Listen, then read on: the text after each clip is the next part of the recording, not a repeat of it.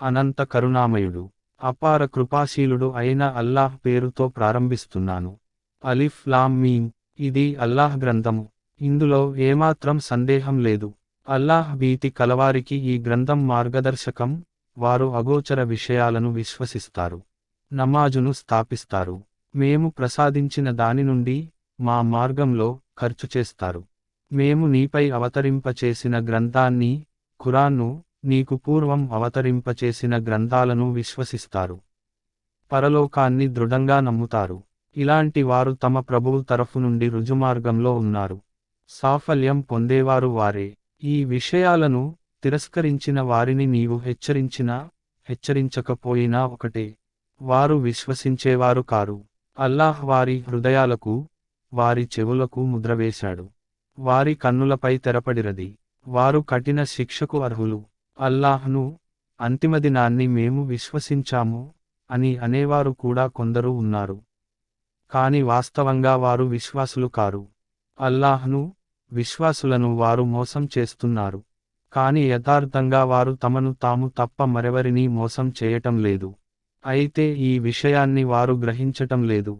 వారి హృదయాలకు ఒక రోగం పట్టుకుంది. అల్లాహ్ ఆ రోగాన్ని మరింత అధికం చేశాడు.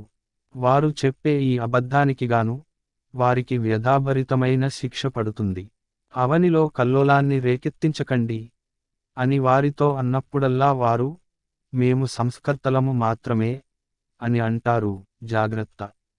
వాస్తవంగా వారే అసలు కల్లోలాన్ని సృష్టించేవారు. కాని వారు గ్రహించటం లేదు. ఇతరులు విశ్వసించిన విధంగానే మీరు విశ్వసించండి అని వారితో అన్నప్పుడు వారు, మూర్ఖులు విశ్వసించిన విధంగా మేము విశ్వసించాలా అని జవాబిస్తారు. జాగ్రత్త. వాస్తవంగా వారే మూర్ఖులు, కాని అది వారికి తెలియదు. విశ్వాసులను కలిసినప్పుడు వారు, మేము విశ్వసించాము అని అంటారు. కాని తమ శైతానులను ఏకాంతంగా కలిసినప్పుడు వారు, అసలు మేము మీతోనే ఉన్నాము, వారిని కేవలం ఎగతాళి చేస్తున్నాము అని అంటారు. అల్లాహ్ వారిని ఎగతాళి చేస్తున్నాడు. ఆయన వారికి వ్యవధినిస్తూ పోతున్నాడు. వారు తలబిరుసుతనం వల్ల అందులై గమ్యరహితంగా తిరుగుతూ పోతున్నారు. సన్మార్గానికి బదులుగా అపమార్గాన్ని కొనుక్కున్న ప్రజలు వారే. కాని వారి ఈ బేరం వారికి లాభదాయకమైంది కాదు. వారు ఏమాత్రం సత్యమార్గంలో లేరు. వారి ఉపమానం ఇలా ఉంది: ఒక వ్యక్తి నిప్పు రాజేసినంతనే పరిసరాలన్నీ ప్రకాశించాయి. అప్పుడు అల్లాహ్ వారి కంటి వెలుగును హరింపజేసి, అంధకారంలో ఏమీ కానరాని స్థితిలో వారిని వదిలాడు. వారు చెవిటివారు, మూగవారు, గ్రుడ్డివారు.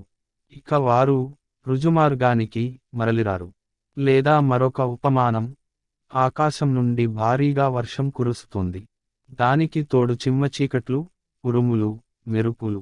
ఉరుముల భీకర ధ్వని విని మృత్యు భయంచేత వారు తమ వ్రేళ్లను చెవులలో దూర్చుకుంటారు. అల్లాహ్ ఈ సత్యతిరస్కారులను అన్ని వైపుల నుండి పరివేష్టించి ఉన్నాడు. వారి పరిస్థితి, మెరుపులు వారి దృష్టిని ఎగరవేసుకపోతాయా అనే విధంగా ఉంది.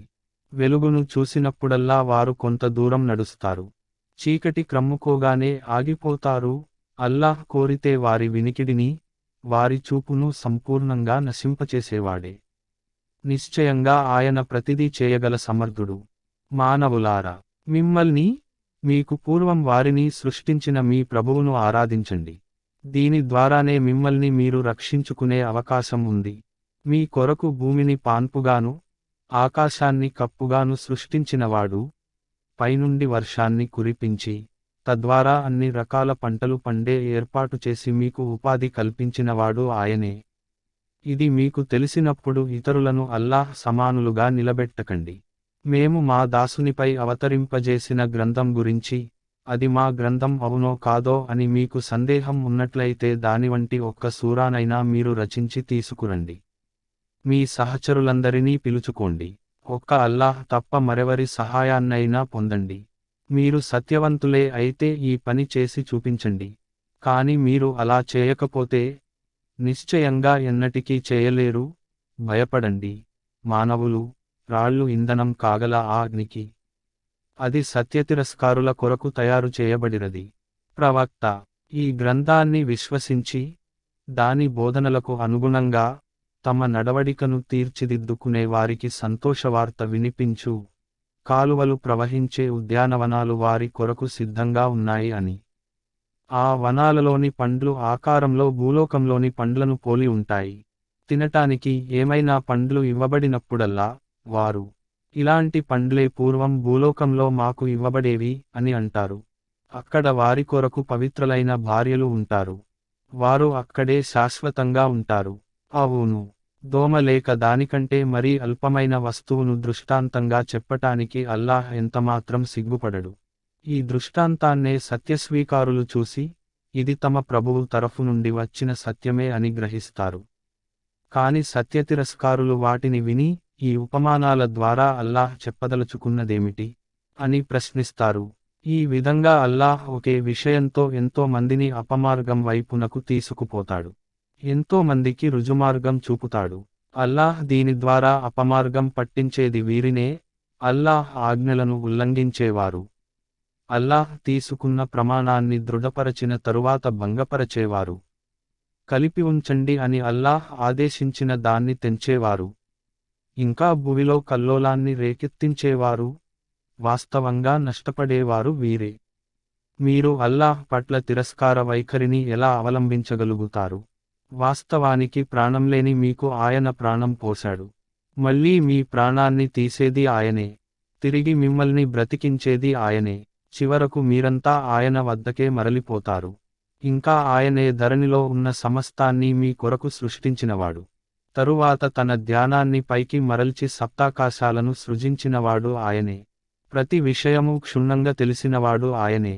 ఈ సంఘటనను జ్ఞాపకం తెచ్చుకో, నేను భూమిలో ఒక ప్రతినిధిని సృష్టించబోతున్నాను అని నీ ప్రభువు తన దూతలతో అన్నప్పుడు వారు, భూవ్యవస్థను అస్తవ్యస్త్యం చేసి రక్తం చిందించేవాణ్ణి నియమించబోతున్నావా ప్రభూ? మేము నీ స్తోత్రం చేస్తూ నీ గొప్పతనాన్ని కొనియాడుతూ నీ పవిత్ర నామం స్మరిస్తూనే ఉన్నాము కదా అని విన్నవించుకున్నారు. దానికి అల్లాహ్, మీకు తెలియనివన్నీ నాకు తెలుసు అని సమాధానం పలికాడు. తరువాత అల్లాహ్ ఆదంకు అన్ని వస్తువుల పేర్లు నేర్పాడు. వాటిని దూతలకు చూపించి, ప్రతినిధి నియామకం సంక్షోభానికి దారితీస్తుంది అనే మీ అభిప్రాయమే నిజమైతే, వీటి పేర్లు కాస్త నాకు చెప్పండి అని అల్లాహ్ వారిని అడిగాడు. వారు కడు వినమ్రులై ఇలా అన్నారు, ప్రభూ, దోషరహితుడవు నీవే. నీవు తెలిపినది తప్ప మాకు మరేమీ తెలియదు. వాస్తవంగా సర్వం తెలిసినవాడవు, సర్వాన్ని అర్థం చేసుకోగలవాడవు నీవే. అప్పుడు అల్లాహ్ ఆదంతో, ఈ వస్తువుల పేర్లను నీవు వారికి తెలుపు అని అన్నాడు. ఆదం వారికి వాటి పేర్లన్నీ తెలుపగానే, అల్లాహ్ ఇలా ప్రకటించాడు, భూమ్యాకాశాలలో మీకు గోప్యంగా ఉన్న సత్యాలన్నీ నాకు తెలుసని, మీరు ప్రకటించేవి, మీరు దాచేవి అన్నీ నాకు తెలుసని నేను మీకు చెప్పలేదా? మేము దూతలకు, మీరు అందరూ ఆదంకు తలవంచండి అని ఆదేశించినప్పుడు వారందరూ తలవంచారు. కాని ఇబ్లీసు ధిక్కరించాడు, దురహంకారానికి గురి అయ్యాడు, అవిధేయులలో కలసిపోయాడు. మళ్ళీ మేము ఆదంతో ఇలా అన్నాము, నీవు, నీ భార్య ఇద్దరూ కలిసి స్వర్గంలో నివసించండి. ఇక్కడ మీరు మీకు ఇష్టమైన దానిని యథేచ్ఛగా తినండి. కాని ఈ చెట్టు దరిదాపులకు పోవద్దు. ఒకవేళ పోతే, మీరు అతిక్రమణదారులలో కలసిపోతారు. చివరకు శైతాను వారిద్దరినీ ఆ చెట్టు వైపునకు ఆకర్షించి, మా ఆజ్ఞాపాలనం నుండి దూరం చేశాడు. వారిని తమ పూర్వపు స్థితి నుండి తొలగించి వదిలివేశాడు. అప్పుడు మేము ఇలా ఆజ్ఞాపించాము, ఇక మీరంతా ఇక్కడ నుండి దిగిపుండి. మీరు ఒకరికొకరు శత్రువులు. ఒక పరిమిత కాలం వరకు మీరు భూలోకంలో ఉండి అక్కడే జీవితం గడపవలసి ఉంది. అప్పుడు ఆదం తన ప్రభువు నుండి కొన్ని మాటలు నేర్చుకుని, పశ్చాత్తాపపడుతూ క్షమాభిక్ష అర్థించాడు. అతని ప్రభువు అతని వేడుకోలును మన్నించాడు. ఎందుకంటే, ఆయన అమితంగా క్షమించేవాడు, కనికరించేవాడును. మేము ఇలా తెలిపాము, మీరంతా ఇక్కడి నుండి దిగిపుండి. ఇకపై నా తరఫు నుండి ఏదైనా ఉపదేశం మీ వద్దకు వచ్చినప్పుడు, నా ఈ ఉపదేశాన్ని అనుసరించేవారికి ఏ విధమైన భయం కానీ, విచారం కానీ కలిగే అవకాశం ఉండదు. దానిని స్వీకరించటానికి నిరాకరించేవారు, మా ఆయతులు, అసత్యాలని తృణీకరించేవారు, నరకాగ్నిలోకి పోతారు. అక్కడ వారు శాశ్వతంగా ఉంటారు. ఇశ్రాయేలు వంశీయులారా, నేను మీకు ప్రసాదించిన కానుకను గురించి ఆలోచించండి. మీరు నాతో చేసిన వాగ్దానం నెరవేర్చండి. నేను మీతో చేసిన వాగ్దానం నెరవేరుస్తాను. నాకు మాత్రమే మీరు భయపడండి. నేను ఇప్పుడు పంపిన గ్రంథాన్ని విశ్వసించండి. ఇదివరకే మీ వద్ద ఉన్న దివ్య గ్రంథాన్ని అది ధృవీకరిస్తుంది. కనుక మీరే అందరికంటే ముందు దానిని తిరస్కరించేవారు అవకండి. అల్ప ధరకు నా ఆయతులను అమ్మకండి. నా ఆగ్రహానికి భయపడండి. సత్యాన్ని అసత్యంతో కలిపి దానిని కలగాపులగం చేయకండి. బుద్ధిపూర్వకంగా సత్యాన్ని కప్పిపుచ్చే ప్రయత్నం చేయకండి. నమాజును స్థాపించండి. జకాతివ్వండి. నా సాన్నిధ్యంలో వినమ్రులై తలవంచే వారితో పాటు మీరు వినమ్రులై తలవంచండి. సన్మార్గాన్ని అవలంబించండి అని మీరు ఇతరులకైతే ఉపదేశిస్తారు, కాని మిమ్మల్ని మీరు మరచిపోతారేమిటి? వాస్తవానికి మీరు ధర్మగ్రంథం పారాయణం చేస్తారు, అయినా మీరు బుద్ధిని బొత్తిగా ఉపయోగించరేమిటి? సహనం ద్వారా, నమాజు ద్వారా సహాయం పొందండి. నిస్సందేహంగా నమాజు కష్టతరమైన కార్యం, కానీ అల్లాహ్కు విధేయులైన దాసులకు అది ఎంతమాత్రం కష్టం కాదు. వారు తాము ఎట్టకేలకు తమ ప్రభువును కలుసుకోవలసి ఉందని, ఆయన వైపునకే మరలిపోవలసి ఉందని నమ్ముతారు. ఇశ్రాయేలు వంశీయులారా, నేను మీకు చేసిన మహోపకారాన్ని, మిమ్మల్ని ప్రపంచంలోని జాతులలోకెల్లా ఘనతగల ఒక జాతిగా ఆదరించిన విషయాన్ని గుర్తుకు తెచ్చుకోండి. ఎవరూ ఎవరికీ ఏమాత్రం తోడ్పడలేని, ఎవరి సిఫారసు అంగీకరించబడని, పరిహారం తీసుకుని ఎవరినీ విడుదల చేయని, అపరాధులకు సహాయం ఎక్కడ నుండి లభించని ఆ దినానికి మీరు భయపడండి. ఫిరౌను ప్రజల బానిసత్వం నుండి మేము మీకు విముక్తి కలిగించిన సందర్భాన్ని జ్ఞాపకం తెచ్చుకోండి. వారు మిమ్మల్ని ఘోర హింసకు గురిచేసేవారు. మీ కుమారులను వధించి, మీ కుమార్తెలను సజీవంగా విడిచిపెట్టేవారు. ఇందులో మీ ప్రభువు తరఫు నుండి మీకు కఠిన పరీక్ష ఉండినది. సముద్రాన్ని చీల్చి మేము మీకు మార్గం ఏర్పాటు చేసిన సంఘటనను గుర్తుకు తెచ్చుకోండి. ఆ తరువాత దాని నుండి మిమ్మల్ని సురక్షితంగా ఆవలి ఒడ్డుకు చేరవేశాము. మీ కళ్లముందే ఫిరౌను ప్రజలను మేము అందులో ముంచివేశాము. మేము మూసాను 40 రేయింబవళ్ల నిర్ణీత కాలం వరకు పిలిచినప్పుడు, మీరు అతను లేకపోవటం చూసి ఆవుదూడను ఆరాధ్య దైవంగా చేసుకున్నారు. ఆ విధంగా మీరు ఘోర దురాచారానికి పాల్పడ్డారు. అయినప్పటికీ మీరు కృతజ్ఞులవుతారేమో అని మేము మిమ్మల్ని క్షమించాము. గుర్తుకు తెచ్చుకోండి, ఈ ఘోర పాతకంలో మీరు మునిగి ఉన్నప్పుడు, మీరు రుజుమార్గం పొందగలందుకు మేము మూసాకు గ్రంథాన్ని, గీటురాయిని ప్రసాదించాము. జ్ఞాపకం తెచ్చుకోండి, అల్లాహ్ ప్రసాదించిన ఈ కానుకతో తిరిగి వచ్చిన మూసా తన జాతి ప్రజలతో ఇలా అన్నాడు: జనులారా, ఆవుదూడను ఆరాధ్య దైవంగా ఎన్నుకుని మీకు మీరే అన్యాయం చేసుకున్నారు. కనుక పశ్చాత్తాపంతో క్షమాభిక్ష కొరకు మీరు మీ సృష్టికర్తను వేడుకోండి. మీలోని ఘోర పాతకులను సంహరించండి. మీ సృష్టికర్త దృష్టిలో ఇదే మీకు అత్యంత శ్రేయస్కరమైనది. అప్పుడు మీ సృష్టికర్త మీ పశ్చాత్తాపాన్ని ఆమోదించాడు. ఆయన ఎక్కువగా క్షమించేవాడు, అమితంగా కరుణించేవాడును. మూసాతో మీరు అన్న మాటలను జ్ఞప్తికి తెచ్చుకోండి. మూసా, మేము అల్లాహ్ను, నీతో మాట్లాడుతూ ఉండగా కళ్ళారా చూడనంతవరకు నీ మాటలను ఎంతమాత్రం విశ్వసించము. అదే సమయంలో మీరు చూస్తూ ఉండగానే ఒక భయంకరమైన పిడుగు మీపై పడిరది. మీరంతా నిర్జీవులై నేలకొరిగారు. మళ్ళీ మేము ప్రాణం పోసి మిమ్మల్ని లేపాము. కనీసం ఈ ఉపకారం తరువాతైనా మీరు కృతజ్ఞత చూపుతారేమో అని. మేము మీపై మేఘాల ఛాయను కల్పించాము. మన్, సల్వాలను మీ కొరకు ఆహారంగా దించి, మేము మీకు ప్రసాదించిన వాటిలో పరిశుద్ధము అయిన వస్తువులను తినండి అని చెప్పాము. అయినప్పటికీ మీ పూర్వీకులు మా ఆజ్ఞలను ఉల్లంఘించారు, అయితే వారు మాకు ఏమాత్రం అన్యాయం చేయలేదు. తమకు తామే అన్యాయం చేసుకున్నారు. గుర్తుకు తెచ్చుకోండి, మేము మీతో ఇలా అన్నాము: మీ ముందు ఉన్న ఈ నగరంలో ప్రవేశించండి. అక్కడ పండే పంటలను మీ ఇష్టానుసారం తృప్తిగా తినండి. కాని వినమ్రులై తలవంచుతూ నగర ద్వారంలో ప్రవేశించాలి. హిత్తతున్ అంటూ ముందుకు సాగిపోవాలి. అప్పుడు మేము మీరు చేసిన తప్పులను మన్నిస్తాము. సజ్జనులను అత్యధికంగా అనుగ్రహిస్తాము. కాని దుర్మార్గులు మేము వారితో అన్న మాటలను సమూలంగా మార్చివేశారు. కనుక దుర్మార్గం చేసిన వారిపై మేము ఆకాశం నుండి ఆపదను దింపాము. ఇది వారు చూపుతూ వచ్చిన అవిధేయతలకు శిక్ష. జ్ఞాపకం తెచ్చుకోండి, మూసా తన ప్రజల కొరకు నీటి కోసం ప్రార్థించినప్పుడు మేము, నీవు ఆ కొండరాతిని నీ చేతి కర్రతో కొట్టు అని ఆదేశించాము. తదనుగుణంగా కొండరాయి నుండి 12 ఊటలు పెల్లుబికాయి. ప్రతి తెగవారు తమ నీరు త్రాగే స్థలాన్ని కనుగొన్నారు.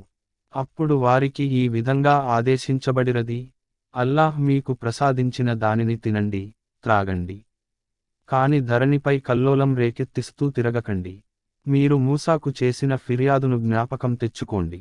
ఒకే రకమైన భోజనాన్ని మేము భరించలేకుండా ఉన్నాము.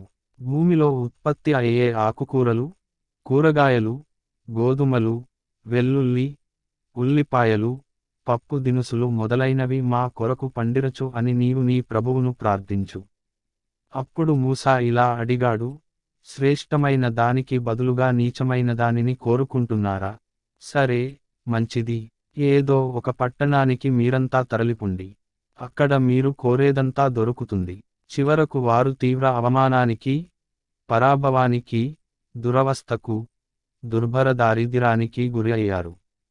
ఇంకా వారు అల్లాహ్ ఆగ్రహానికి అర్హులయ్యారు. అదంతా వారు అల్లాహ్ ఆయతులను తిరస్కరించిన దాని ఫలితం, ప్రవక్తలను అన్యాయంగా చంపినదాని ఫలం, అల్లాహ్ పట్ల అవిధేయత చూపినదాని పరిణామం, షరియత్తు హద్దులను మాటిమాటికి అతిక్రమించిన దాని పర్యవసానం. అరేబియా ప్రవక్త ముహమ్మద్ ను విశ్వసించేవారు కాని, యూదులు కాని, క్రైస్తవులు కాని, సాబియీలు కాని ఎవరైనా సరే, అల్లాహ్ను, అంతిమదినాన్ని విశ్వసించి మంచి పనులు చేసిన వారికి నిస్సందేహంగా వారి ప్రభువు వద్ద మంచి ప్రతిఫలం ఉంది. వారికి ఏ విధమైన భయం కానీ, విచారం కానీ కలిగే అవకాశం లేదు. మేము తూర్ పర్వతాన్ని ఎత్తి మీపై నిలిపి మీ చేత చేయించిన ప్రమాణాన్ని గుర్తుకు తెచ్చుకోండి. అప్పుడు మేము మీకు ప్రసాదిస్తున్న గ్రంథాన్ని దృఢంగా పట్టుకోండి. అందులో ఉన్న ఆజ్ఞలను, ఉపదేశాలను జ్ఞాపకం ఉంచుకోండి. దీని ద్వారానే మీరు భయభక్తుల బాటలో నడువగలరు అని బోధించాము. కాని తరువాత మీరు ఆ ఒడంబడికను త్రోసిరాజన్నారు. అయినప్పటికీ అల్లాహ్ మిమ్మల్ని తన అనుగ్రహానికి, కారుణ్యానికి దూరం చేయలేదు. లేకపోతే మీరు ఎప్పుడో వినాశానికి గురి అయి ఉండేవారు. సబ్బత్ శాసనం ఉల్లంఘించిన మీ వారి గాథ మీకు బాగా తెలుసు. మేము వారిని, అందరూ అసహ్యంగా, నీచంగా చూసే కోతులుగా మారిపోండి అని శపించాము. ఈ విధంగా మేము వారి ముగింపును ఆ కాలం వారికి, భావితరాల వారికి ఒక గుణపాఠంగానూ, భయభక్తులు కలవారికి ఒక హితోపదేశంగానూ చేశాము. ఈ సంఘటనను కూడా గుర్తుకు తెచ్చుకోండి. మూసా తన జాతివారితో, అల్లాహ్ మిమ్మల్ని ఒక గోవును బలిగా ఇవ్వండి అని ఆజ్ఞాపిస్తున్నాడు అని అన్నప్పుడు వారు, మాతో నీవు పరిహాసమాడుతున్నావా అని బదులు పలికారు. అవివేకుల మాదిరిగా నేను మాట్లాడకుండా నన్ను రక్షించు అని అల్లాహ్ను శరణు వేడుకుంటున్నాను అని మూసా అన్నాడు. అప్పుడు వారు, సరే, ఆ ఆవును గురించి వివరంగా మాకు చెప్పు అని నీవు నీ ప్రభువును అడుగు అని మూసాను కోరారు.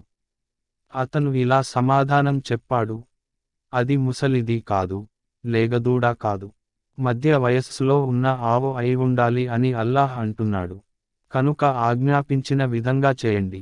వారు ఇంకా అడిగారు, దాని రంగు ఏదై ఉండాలో నీ ప్రభువును అడిగి మాకు చెప్పు.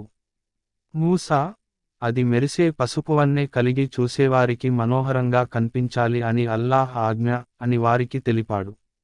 మళ్ళీ వారు ఇలా అన్నారు, అసలు ఏ విధమైన ఆవు కావాలో నీ ప్రభువును అడిగి మాకు స్పష్టంగా తెలుపు. దానిని నిర్ణయించటంలో మాకు సందేహం కలిగింది.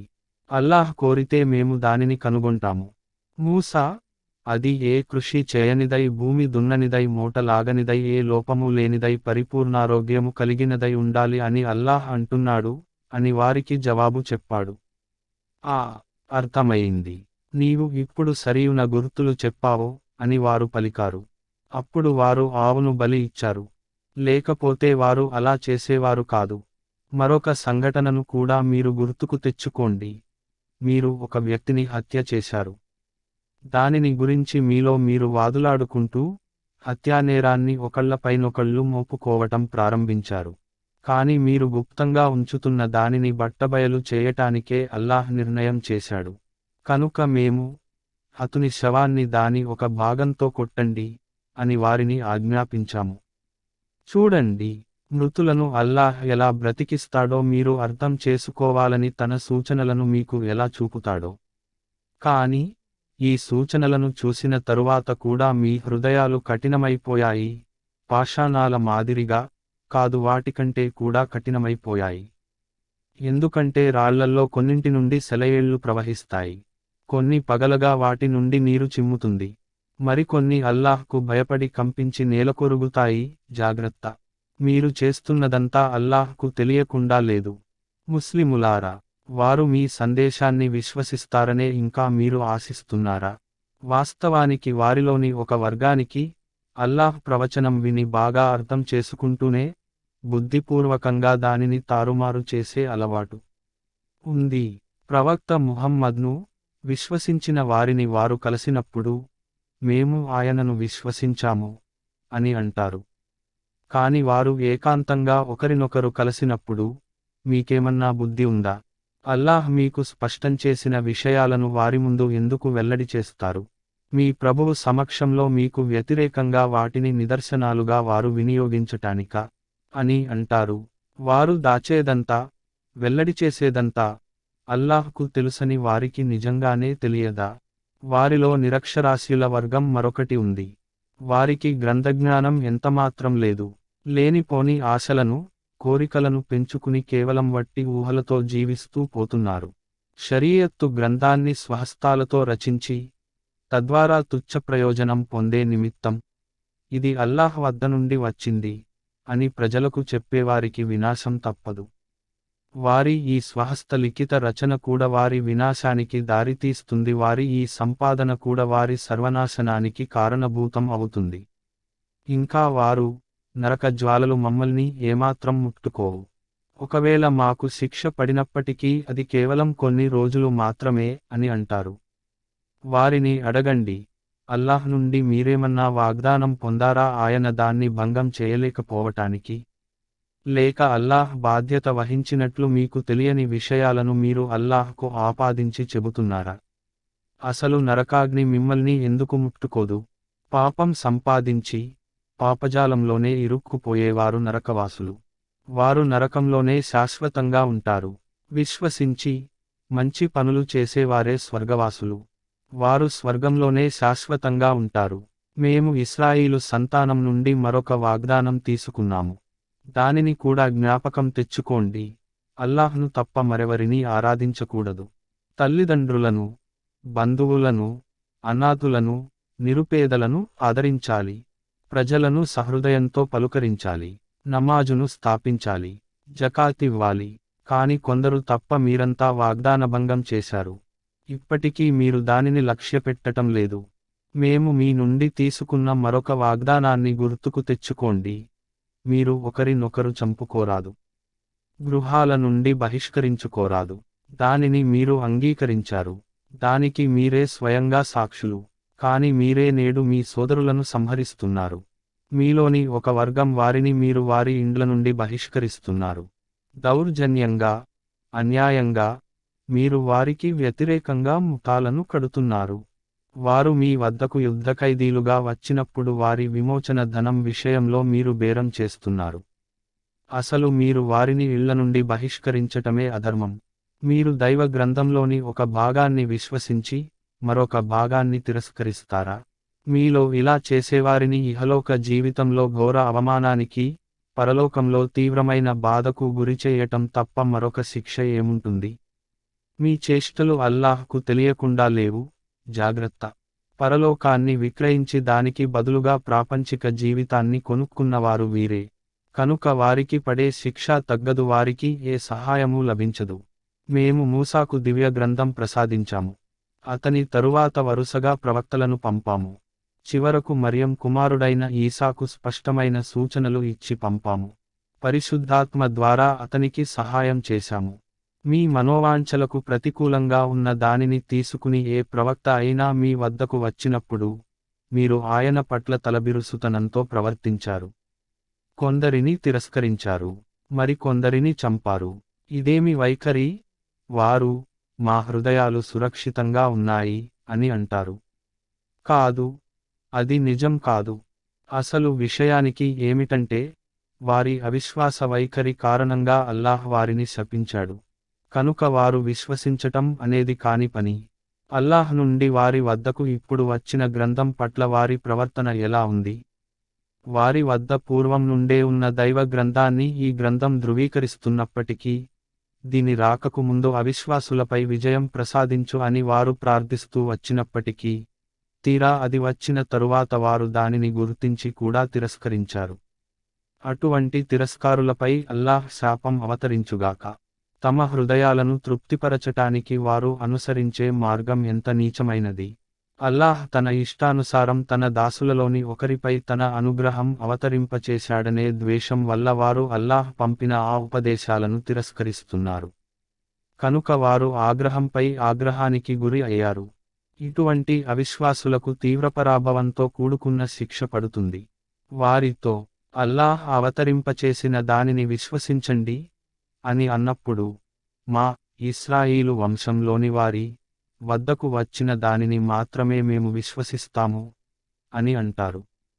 తమ గ్రంథం కానటువంటి ప్రతి దానిని, అది సత్యమైనప్పటికీ, వారి వద్ద పూర్వం నుండే ఉన్న దానిని అది ధృవీకరిస్తున్నప్పటికీ, వారు దానిని తిరస్కరిస్తారు.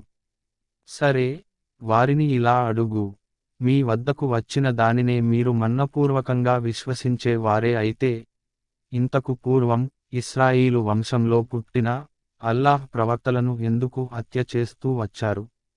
ఎంత స్పష్టంగా ఉన్న సూచనలను మూసా మీ వద్దకు తీసుకువచ్చాడు. అతను కొంచెం అటుపోగానే, మీరు ఆవు దూడను ఆరాధ్య దైవంగా చేసుకున్నారు. ఎంత దుర్మార్గులు మీరు! మేము తూర్ పర్వతాన్ని ఎత్తి మీపై నిలిపి మీతో చేయించిన ప్రమాణాన్ని కూడా గుర్తుకు తెచ్చుకోండి. మేము మీకు చేస్తున్న ఉపదేశాలను స్థిరంగా పాటించండి, జాగ్రత్తగా వినండి అని మేము నొక్కి చెప్పాము. మీ పూర్వీకులు, మేము విన్నాము, కాని శిరసావహించేది లేదు అని చెప్పారు. అసత్యారాధన వల్ల వారి హృదయాలు ఆవుదూడ మీది ప్రేమతో నిండిపోయాయి. ముహమ్మద్, వారితో ఇలా చెప్పు, మీరు విశ్వాసులే అయితే, ఈ చెడు చేష్టలను చేయండి అని ఆదేశించే మీ ఈ విశ్వాసం చాలా విచిత్రమైనది. ఇంకా వారిని ఇలా అడుగు, ఒకవేళ అల్లాహ్ వద్ద పరలోక నివాసం మానవులందరికీ కాక కేవలం మీకు మాత్రమే ప్రత్యేకించబడితే, మీరు మీ ఈ అభిప్రాయంలో సత్యవంతులే అయితే మీరు మరణాన్ని తప్పక కోరాలి. వారు ఎప్పటికీ మరణాన్ని కోరరు అనే విషయాన్ని నమ్ము. ఎందుకంటే, వారు స్వహస్తాలతో సంపాదించి అక్కడకు పంపినదాని కారణంగా, వారు అక్కడికి వెళ్ళడానికి ఇష్టపడరు. ఈ దుర్మార్గుల మనస్తత్వం అల్లాహ్కు బాగా తెలుసు. జీవితం పట్ల అందరికంటే ఎక్కువ వ్యామోహం వీరిలోనే ఉందనే విషయానికి నీవు గ్రహిస్తావు. ఈ విషయంలో వారు ముష్రిక్కులనే మించిపోయారు. వారిలోని ఒక్కొక్క వ్యక్తి ఏదో ఒక విధంగా 1000 సంవత్సరాలు బ్రతకాలని కోరుకుంటాడు. కాని దీర్ఘాయుర్దాయం వారిని శిక్ష నుండి ఎంతమాత్రం తప్పించలేదు. వారు ఏ పనులు చేస్తున్నారో వాటిని అల్లాహ్ చూస్తూనే ఉన్నాడు. ప్రవక్త, వారితో ఇంకా ఇలా చెప్పు, జిబ్రీల్ పట్ల విరోధం ఉన్న ప్రతివాడు ఈ యథార్థాన్ని గ్రహించాలి. అల్లాహ్ ఆజ్ఞతోనే అతను ఈ ఖురానును నీ హృదయ ఫలకంపై అవతరింపజేశాడు. పూర్వం వచ్చిన అన్ని గ్రంథాలను అది ధృవీకరిస్తుంది. అవి నిజమని బలపరుస్తుంది. విశ్వసించే వారికి అది హితోపదేశం సాఫల్యం సిద్ధిస్తుందని తెలిపే శుభవార్త. జిబ్రీలు పట్ల వారికున్న విరోధానికి కారణం ఇదే అయితే, వారికి ఇలా తెలుపు, అల్లాహ్కు, ఆయన దూతలకు, ఆయన ప్రవక్తలకు, జిబ్రీలుకు, మికాయీలుకు ఎవరు శత్రువులో, అటువంటి అవిశ్వాసులకు అల్లాహ్ శత్రువు. సత్యాన్ని స్పష్టంగా ప్రకటించే వాక్యాలను మేము నీపై అవతరింపజేశాము. అవిధేయులు తప్ప మరెవరూ వాటిని తిరస్కరించరు. వారు ఏదైనా వాగ్దానం చేసినప్పుడల్లా, వారిలోని ఏదో ఒక వర్గం దానిని త్రోసిపుచ్చటం ఎల్లప్పుడూ జరుగుతూ రాలేదా? అంతేకాదు, మన్నపూర్వకంగా విశ్వసించని వారు చాలామంది వారిలో ఉన్నారు. వారి వద్ద పూర్వం నుంచే ఉన్న దైవ గ్రంథాన్ని ధృవపరుస్తూ ఏ ప్రవక్త అయినా అల్లాహ్ తరఫు నుండి వచ్చినప్పుడు, గ్రంథ ప్రజలలోని ఒక వర్గం వారు అల్లాహ్ గ్రంథాన్ని, దానిని గురించి ఏమీ తెలియని వారుగా త్రోసిపుచ్చారు. సులైమాను రాజ్యం పేరు చెప్పి శైతానులు ప్రచారం చేసే విషయాలను వారు అనుసరించసాగారు. కాని వాస్తవంగా సులైమాను ఎన్నడూ అవిశ్వాసానికి ఒడిగట్టలేదు. అసలు అవిశ్వాసానికి పాల్పడిరది ప్రజలకు చేతబడిని బోధించే శైతానులే. వారు హారూత్, మారూత్ అనే ఇద్దరు దైవదూతలపై బాబిలోనియాలో అవతరింపచేసిన దానివెంట పడ్డారు. ఎవడికైనా ఆ విద్యను నేర్పినప్పుడు ఆ దైవదూతలు స్పష్టంగా ఇలా హెచ్చరిక చేసేవారు: జాగ్రత్త! మేము కేవలం ఒక పరీక్ష మాత్రమే. అవిశ్వాసానికి గురికాకు. అయినప్పటికీ వారు భార్యాభర్తలను వేరుచేసే విద్యను ఆ దూతల వద్ద నేర్చుకునేవారు. అల్లాహ్ అనుమతి లేకుండా వారు ఈ విద్య ద్వారా ఎవరికీ ఏమాత్రం హాని కలిగించలేరనే విషయానికి సుస్పష్టం. కాని వారు నేర్చుకున్నది వారికి నష్టం కలిగించేదే కాని లాభం కలిగించేది ఎంతమాత్రం కాదు. ఈ విద్యను కొనేవారికి పరలోక సౌఖ్యాలలో ఏమాత్రం భాగం లేదనే విషయానికి వారికి బాగా తెలుసు. ఎంత తుచ్చమైన సొమ్ముకు బదులుగా వారు తమ ఆత్మలను అమ్ముకున్నారో వారికి తెలిస్తే ఎంత బాగుండేది. వారు విశ్వసించి, భయభక్తుల మార్గం అవలంబించి ఉన్నట్లయితే దానికి అల్లాహ్ వద్ద వారికి లభించి ఉండే ప్రతిఫలం ఎంతో శ్రేష్టమైనది. దీనిని వారు గ్రహిస్తే ఎంత బాగుండేది. విశ్వసించిన ప్రజలారా, రాయినా అనకూడదు, ఉంజుర్నా అనండి. ప్రతి మాటను శ్రద్ధతో వినండి. ఈ అవిశ్వాసులు అత్యంత ఘోరమైన శిక్షకు అర్హులు. సత్య సందేశాన్ని తిరస్కరించినవారు గ్రంథ ప్రజలైనా లేక ముష్రిక్కులైనా వారికి మీపై మీ ప్రభువు తరఫు నుండి ఏ మేలు అవతరించటం సుతరాము ఇష్టం లేదు. కాని అల్లాహ్ తాను కోరిన వారిని తన కరోనా కొరకు ఎన్నుకుంటాడు. అల్లాహ్ అమితంగా అనుగ్రహించేవాడు. మేము మా ప్రవచనం ఒక దానిని రద్దు చేసినా లేక మరపింపచేసినా దాని స్థానంలో దానికంటే శ్రేష్టమైన దానిని లేక కనీసం దానితో సమానమైన దానిని తీసుకువస్తాము. అన్నింటి మీద అల్లాహ్కు సర్వాధికారాలున్న విషయానికి మీకు తెలియదా? భూమ్యాకాశాల సామ్రాజ్యాధిపత్యం కేవలం అల్లాహ్కే చెందుతుందని, ఆయన తప్ప మిమ్మల్ని సంరక్షించేవారు, మీకు సహాయం చేసేవారు మరెవ్వరూ లేరనే సంగతి మీకు తెలియదా? పూర్వం మూసాను అడిగిన ప్రశ్నల వంటి వాటినే మీరు మీ ప్రవక్తను అడుగుదామనుకుంటున్నారా? వాస్తవానికి విశ్వాస వైఖరిని అవిశ్వాస వైఖరిగా మార్చుకున్నవాడు సన్మార్గం తప్పుతాడు. గ్రంథ ప్రజలలోని పలువురు మిమ్మల్ని ఏదో ఒక విధంగా విశ్వాస మార్గం నుండి మరల్చి మళ్లీ అవిశ్వాస మార్గం వైపునకు తీసుకుపోదామని కోరుతున్నారు. సత్యం వారికి సుస్పష్టం అయినప్పటికీ వారి ఈ కోరికకు కారణం వారి మనస్సులలో ఉన్న అసూయ. అయితే అల్లాహ్ తన తీర్పును అమలుపరిచే వరకు మీరు సహించి వారిని క్షమించండి. మీరు నిశ్చింతగా ఉండండి. అల్లాహ్కు అన్నింటి మీద సర్వాధికారాలు ఉన్నాయి. నమాజును స్థాపించండి, జకాత్ ఇవ్వండి. మీ భవిష్యత్తు కోసం మీరు చేసి ముందుగా పంపించే సత్కార్యాలను మీరు అల్లాహ్ వద్ద చూస్తారు. మీరు చేసేదంతా అల్లాహ్ దృష్టిలో ఉంది. యూదులు కాని వారెవ్వరూ లేక, క్రైస్తవుల ప్రకారం, క్రైస్తవులు కాని వారెవ్వరూ స్వర్గంలో ప్రవేశించలేరు అని వారు ప్రకటిస్తారు. ఇవి వారి కాంక్షలు మాత్రమే. వారిని ఇలా అడుగు, మీరు అనేది సత్యమే అయితే దానికి నిదర్శనాలేమిటో చూపండి. అసలు మీలోగాని మరెవ్వరిలోగాని ఏ విధమైన ప్రత్యేకత లేదు. వాస్తవమేమిటంటే, ఎవరు తమను తాము అల్లాహ్ పట్ల విధేయతకు అంకితం చేసుకుని ఆచరణలో సన్మార్గం అవలంబిస్తారో దానికి వారు తమ ప్రభువు వద్ద మంచి ప్రతిఫలం పొందుతారు. అటువంటి వారికి భయం కాని, దనుకం కాని కలిగే అవకాశం ఎంతమాత్రం లేదు. క్రైస్తవుల వద్ద సత్యమనేది ఏమీ లేదు అని యూదులు అంటారు. యూదుల వద్ద సత్యమనేది ఏమీ లేదు అని క్రైస్తవులు అంటారు. కాని వారు ఉభయులూ చదివేది దైవ గ్రంథమే. గ్రంథ జ్ఞానం లేనివాళ్లు కూడా ఇదే విధంగా ప్రగల్భాలు పలుకుతారు. వీరందరిలో ఉన్న అభిప్రాయ భేదాలను గురించి నిశ్చయంగా అల్లాహ్ ప్రళయదినం నాడు తీర్పు చెపుతాడు. అల్లాహ్ ఆరాధనాలయాలలో ఆయన నామ సంస్మరణను నిషేధించి వాటి వినాశానికి ఒడికట్టే వానికంటే పరమ దుర్మార్గుడెవడు? అటువంటి వారు ఆ ఆరాధనాలయాలలో అడుగు పెట్టటానికి అర్హులు కారు. ఒకవేళ వారు వాటిలో ప్రవేశించినా భయపడుతూ ప్రవేశించాలి. కాని వారికి ప్రపంచంలో తీవ్రపరాభవము, పరలోకంలో ఘోరశిక్ష తప్పవు. ప్రాక్పశ్చిమాలన్నీ అల్లాహ్వే. మీరు మీ ముఖాన్ని ఏ దిక్కుకు త్రిప్పినా అక్కడ మీకు అల్లాహ్ సమ్ముఖం లభిస్తుంది. అల్లాహ్ అంతటా వ్యాపించి ఉన్నాడు. ఆయన అంతా తెలిసినవాడు. అల్లాహ్ ఒకరిని తన కుమారుడుగా చేసుకున్నాడు అని వారు అంటారు. కాని అల్లాహ్ ఆ విషయాలకు అతీతుడు. ఆయన అత్యంత పవిత్రుడు. అసలు యథార్థం ఏమిటంటే, భూమ్యాకాశాలలో ఉన్నవన్నీ ఆయన సొంతమే. అవన్నీ ఆయన ఎడల విధేయతకు అంకితమైనవే. ఆయన ఆకాశాలకు, భూమండలానికి సృష్టికర్త. తాను ఒక నిర్ణయం తీసుకున్నప్పుడు, ఆయన దానిని కేవలం, అయిపో అని ఆజ్ఞాపిస్తాడు. అది వెంటనే అయిపోతుంది. అల్లాహ్ స్వయంగా మాతో ఎందుకు మాట్లాడడు? లేక ఏదన్నా సూచన మా వద్దకు ఎందుకు రాదు? అని అజ్ఞానులు అడుగుతారు. వారికి పూర్వం వారు కూడా ఇవే ప్రశ్నలను అడిగేవారు. సన్మార్గం తప్పిన వారందరి మనస్తత్వాలు ఒక్కటే. నమ్మేవారికి మేము మా సూచనలను స్పష్టం చేశాము. దీనికంటే స్పష్టమైన సూచన మరొకటి ఏముంటుంది? సత్యజ్ఞానం ప్రసాదించి నిన్ను మేము శుభవార్త తెలిపేవానిగా, హెచ్చరిక చేసేవానిగా పంపాము. నరకవాసం ఎన్నుకున్న వారిని గురించి నీవు ఎంతమాత్రం బాధ్యుడవు, జవాబుదారుడవు కావు. నీవు, ముహమ్మద్, వారి విధానాన్ని అవలంబించనంతవరకు, యూదులు, క్రైస్తవులు నీవంటే సంతోషం వ్యక్తం చేయరు. అల్లాహ్ చూపిన మార్గమే సరియైన మార్గం అని నీవు వారికి స్పష్టం చేయి.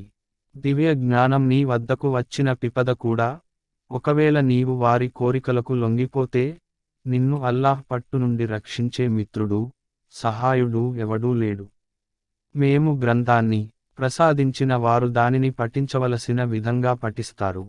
దానిని, ఖురాన్ను, వారు హృదయపూర్వకంగా విశ్వసిస్తారు. దాని ఎడల తిరస్కారభావం చూపేవారే అసలు నష్టపడేవారు. ఇశ్రాయీలు వంశీయులారా, నేను మీకు ప్రసాదించిన అనుగ్రహాన్ని జ్ఞాపకం చేయండి. ప్రపంచంలోని అన్ని జాతుల కంటే, మిమ్మల్ని నేను ఒక అత్యుత్తమమైన జాతిగా ఆదరించాను. భయపడండి ఆ దినానికి, ఆనాడు ఎవరూ ఎవరికీ ఏమాత్రమూ ఉపయోగపడరు. ఎవరి నుండి పరిహారం స్వీకరించబడదు. ఏ సిఫారసు ఎవరికీ లాభకరం కాదు. ఇంకా, ఈ అపరాధులకు ఎక్కడ నుండి ఏ సహాయమూ లభించదు. మరొక సందర్భాన్ని కూడా గుర్తుకు తెచ్చుకోండి. ఇబ్రాహీంను అతని ప్రభువు కొన్ని విషయాలలో పరీక్షించాడు. వాటన్నిటిలో అతను పూర్తిగా నెగ్గాడు. అప్పుడు అతని ప్రభువు ఇలా అన్నాడు: నేను నిన్ను మానవులందరికీ నాయకునిగా చేయబోతున్నాను. ఇబ్రాహీం తన ప్రభువును ఇలా అడిగాడు: ఈ నీ వాగ్దానం నా సంతానానికి కూడా వర్తిస్తుందా? అప్పుడు అల్లాహ్: నా వాగ్దానం దుర్మార్గులైన వారికి వర్తించదు అని సమాధానం చెప్పాడు. ఈ గృహాన్ని, కాబా, మేము మానవులందరికీ కేంద్రంగానూ, శాంతి నిలయంగానూ చేశాము. ఇబ్రాహీము ఆరాధన కొరకు నిలబడిన ప్రదేశాన్ని శాశ్వతమైన నమాజు స్థలంగా చేసుకోవలసిందని ప్రజలను మేము ఆదేశించాము. ఇంకా నా ఈ గృహాన్ని, దానికి ప్రదక్షిణం చేసేవారి కొరకు, దానిలో ఏతెకాఫ్ పాటించేవారి కొరకు, రుకు, సజ్దాలు చేసేవారి కొరకు పరిశుద్ధంగా ఉంచవలసిందని ఇబ్రాహీమును, ఇస్మాయిలును నిర్దేశించాను. ఆ తరువాత ఇబ్రాహీము అల్లాహ్ను ఇలా అర్థించాడు: ప్రభూ, ఈ నగరాన్ని సుఖశాంతుల నగరం చేయి. ఈ నగరవాసులలో అల్లాహ్ను, పరలోకాన్ని విశ్వసించేవారికి అన్ని రకాల పండ్లు, ఫలాలు ఆహారంగా ప్రసాదించు. అప్పుడు అతని ప్రభువు ఇలా జవాబు పలికాడు: విశ్వసించని వారికి కూడా ఇహలోకపు తాత్కాలిక జీవితావసరాలను ప్రసాదిస్తాను. కాని చివరకు వారిని నరకయాతన వైపునకు ఈడుస్తాను. అది అత్యంత దుర్భరమైన నివాసస్థలం. ఇబ్రాహీము, ఇస్మాయిలు ఈ ఇంటి గోడలను ఎత్తేటప్పుడు ఈ విధంగా ప్రార్థించేవారు: ఓ మా ప్రభూ, మా ఈ సేవను నీవు దయతో స్వీకరించు. నీవు అందరి మొరలు ఆలకించేవాడవు, అన్నీ తెలిసిన వాడవు. ప్రభూ, మా ఇద్దరినీ నీకు విధేయులుగా చేసుకో. పూర్తిగా నీ విధేయతకే అంకితమయ్యే ఒక జాతిని మా సంతతి నుండి ఆవిర్భవింపచేయి. నీ ఆరాధనా రీతులను మాకు తెలుపు. మా తప్పులను మన్నించు. నీవు అమితంగా క్షమించేవాడవు మరియు అనంతంగా కరుణించేవాడవు. ప్రభూ, నీ వాక్యాలు వారికి వినిపించి, నీ గ్రంథాన్ని, దివ్య జ్ఞానాన్ని వారికి బోధించి, వారి జీవితాలను తీర్చిదిద్దే ఒక ప్రవక్తను స్వయంగా వారి జాతి నుండే వారిలో పుట్టించు.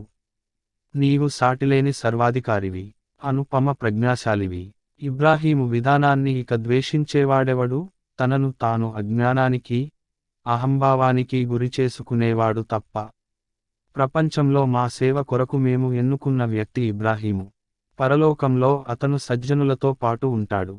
అతను ఎలాంటివాడంటే, ముస్లింవు అయిపో అని అతని ప్రభువు అతనితో అన్నప్పుడు అతను వెంటనే, నేను విశ్వ ప్రభువు యొక్క ముస్లింను అయిపోయాను అని జవాబు పలికాడు. ఇదే మార్గంలో నడవండి అని ఇబ్రాహీము తన సంతానానికి హితోపదేశం చేశాడు. ఈ ఉపదేశాన్నే యాకూబ్ కూడా తన సంతానానికి చేశాడు.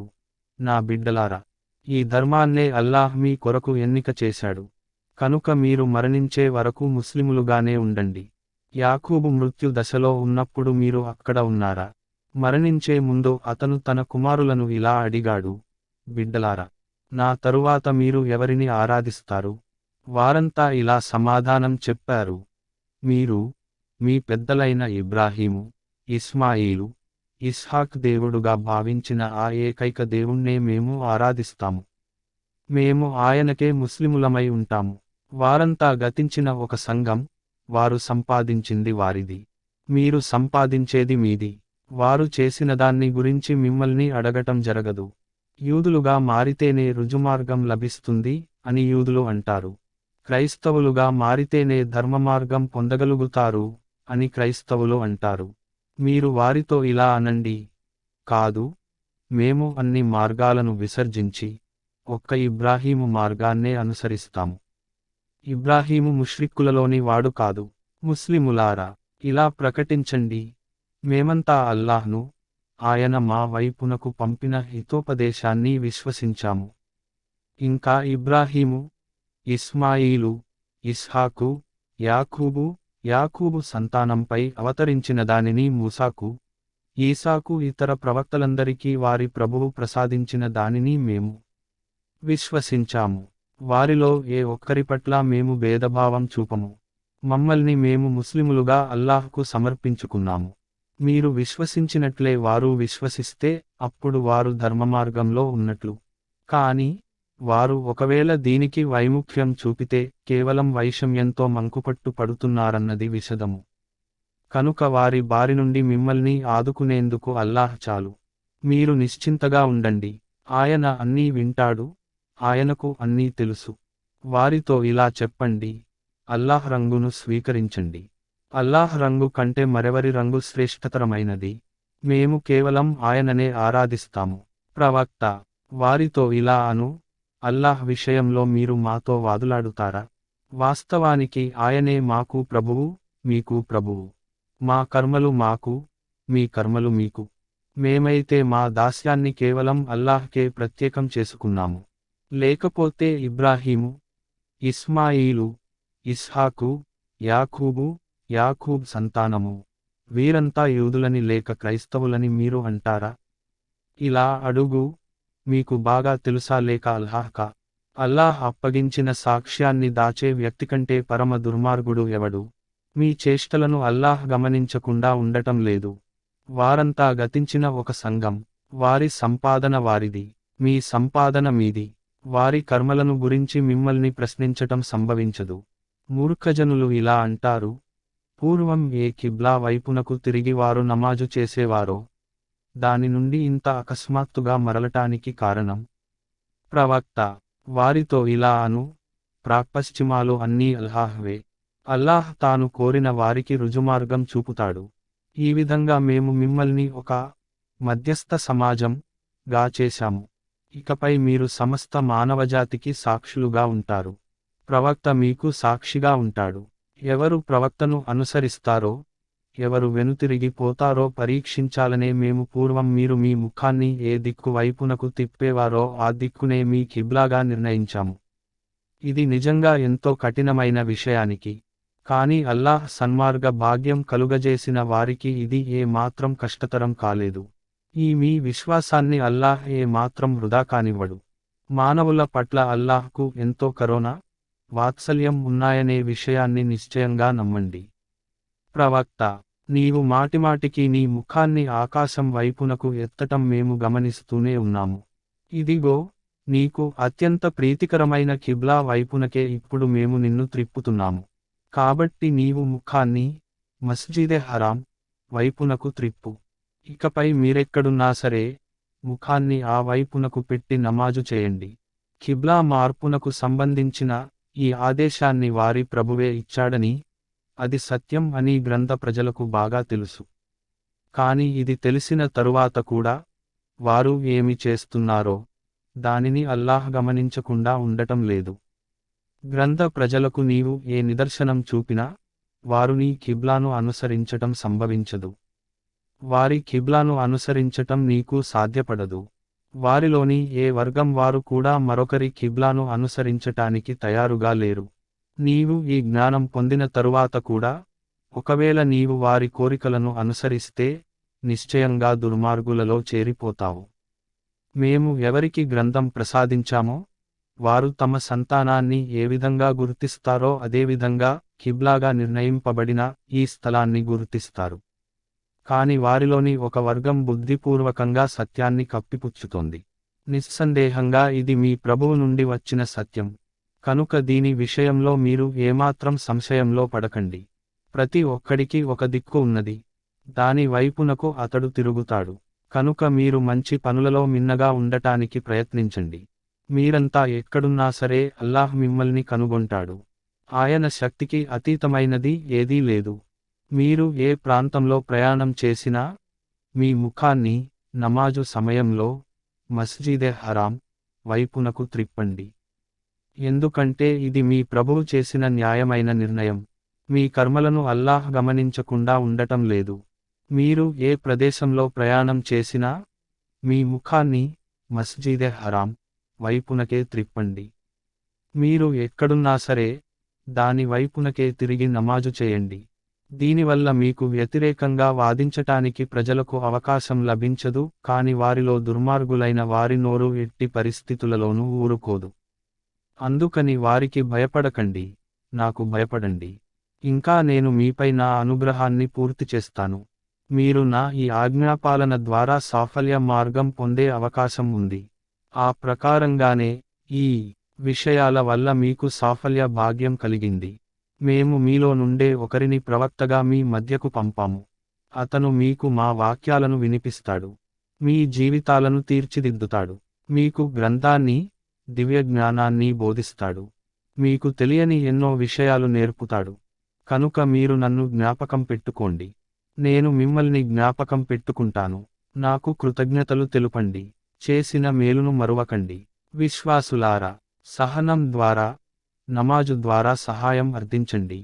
సహనం కలవారికి అల్లాహ్ తోడుగా ఉంటాడు. అల్లాహ్ మార్గంలో చంపబడిన వారిని మృతులు అనకండి. వాస్తవానికి వారు సజీవులు, కాని మీరు వారి జీవితాన్ని గ్రహించలేరు. భయప్రమాదాలకు, ఆకలి బాధకు, ధన, ప్రాణ, ఆదాయాల నష్టానికి గురిచేసి మేము మిమ్మల్ని తప్పకుండా పరీక్షిస్తాము. ఈ పరిస్థితులలో మనస్థైర్యంతో ఉండేవారు కష్టకాలం దాపురించినప్పుడు, మేమంతా అల్లాహ్కే చెందినవారము, అల్లాహ్ వైపునకే మరలిపోవలసిన వారము అని అనేవారికి శుభవార్తలు తెలుపు. వారిపై వారి ప్రభువు తన అపూర్వ అనుగ్రహాలను కురిపిస్తాడు. ఆయన కారుణ్యఛాయలు వారికి ఆశ్రయమిస్తాయి. వారే సన్మార్గగాములు. సఫా మర్వాలు నిశ్చయంగా అల్లాహ్ యొక్క చిహ్నాలు. కనుక కాబా గృహానికి హజ్ కొరకు లేక ఉమరపా కొరకు పోయేవారు ఈ రెండు కొండల మధ్య సై చేస్తే అది దోషం ఎంతమాత్రం కాదు. స్వచ్ఛందంగా, హృదయపూర్వకంగా ఎవరైనా ఏదైనా సత్కార్యం చేస్తే అది అల్లాహ్కు తెలుస్తుంది. ఆయన దానిని ఆదరిస్తాడు. మేము అవతరింపచేసిన స్పష్టమైన జ్ఞానబోధలు, ధర్మోపదేశాలు వాస్తవానికి మానవులందరి మార్గదర్శకత్వం కోసం అని మేము మా గ్రంథంలో విశదం చేసిన తరువాత కూడా వాటిని దాచేవారిని అల్లాహ్ తప్పకుండా శపిస్తాడు. ఇంకా శపించే వారంతా వారిని శపిస్తారు. కాని ఎవరు పశ్చాత్తాపంతో తమ ఈ వైఖరిని మార్చుకుంటారో, తమ నడవడికను సంస్కరించుకుంటారో, తాము గోప్యంగా ఉంచుతూ వచ్చిన దానిని ప్రకటిస్తారో, వారిని నేను క్షమిస్తాను. నేను అమితంగా మన్నించేవాణ్ణి, అధికంగా కరుణించేవాణ్ణి. అవిశ్వాస వైఖరిని అవలంబించి, అవిశ్వాసులుగానే అసువులు బాసిన వారిని అల్లాహ్, ఆయన దూతలు, ఇంకా మానవులందరూ శపిస్తారు. ఆ శాపగ్రస్త స్థితిలోనే వారు సదా ఉంటారు. వారి శిక్షను తగ్గించటం కానీ, వారికి మళ్ళీ ఏ వ్యవధి ఇవ్వటం కానీ సంభవించదు. మీ దేవుడు ఒక్కడే, ఆ కరుణామయుడు, ఆ కృపాకరుడు తప్ప మరొక దేవుడు లేడు.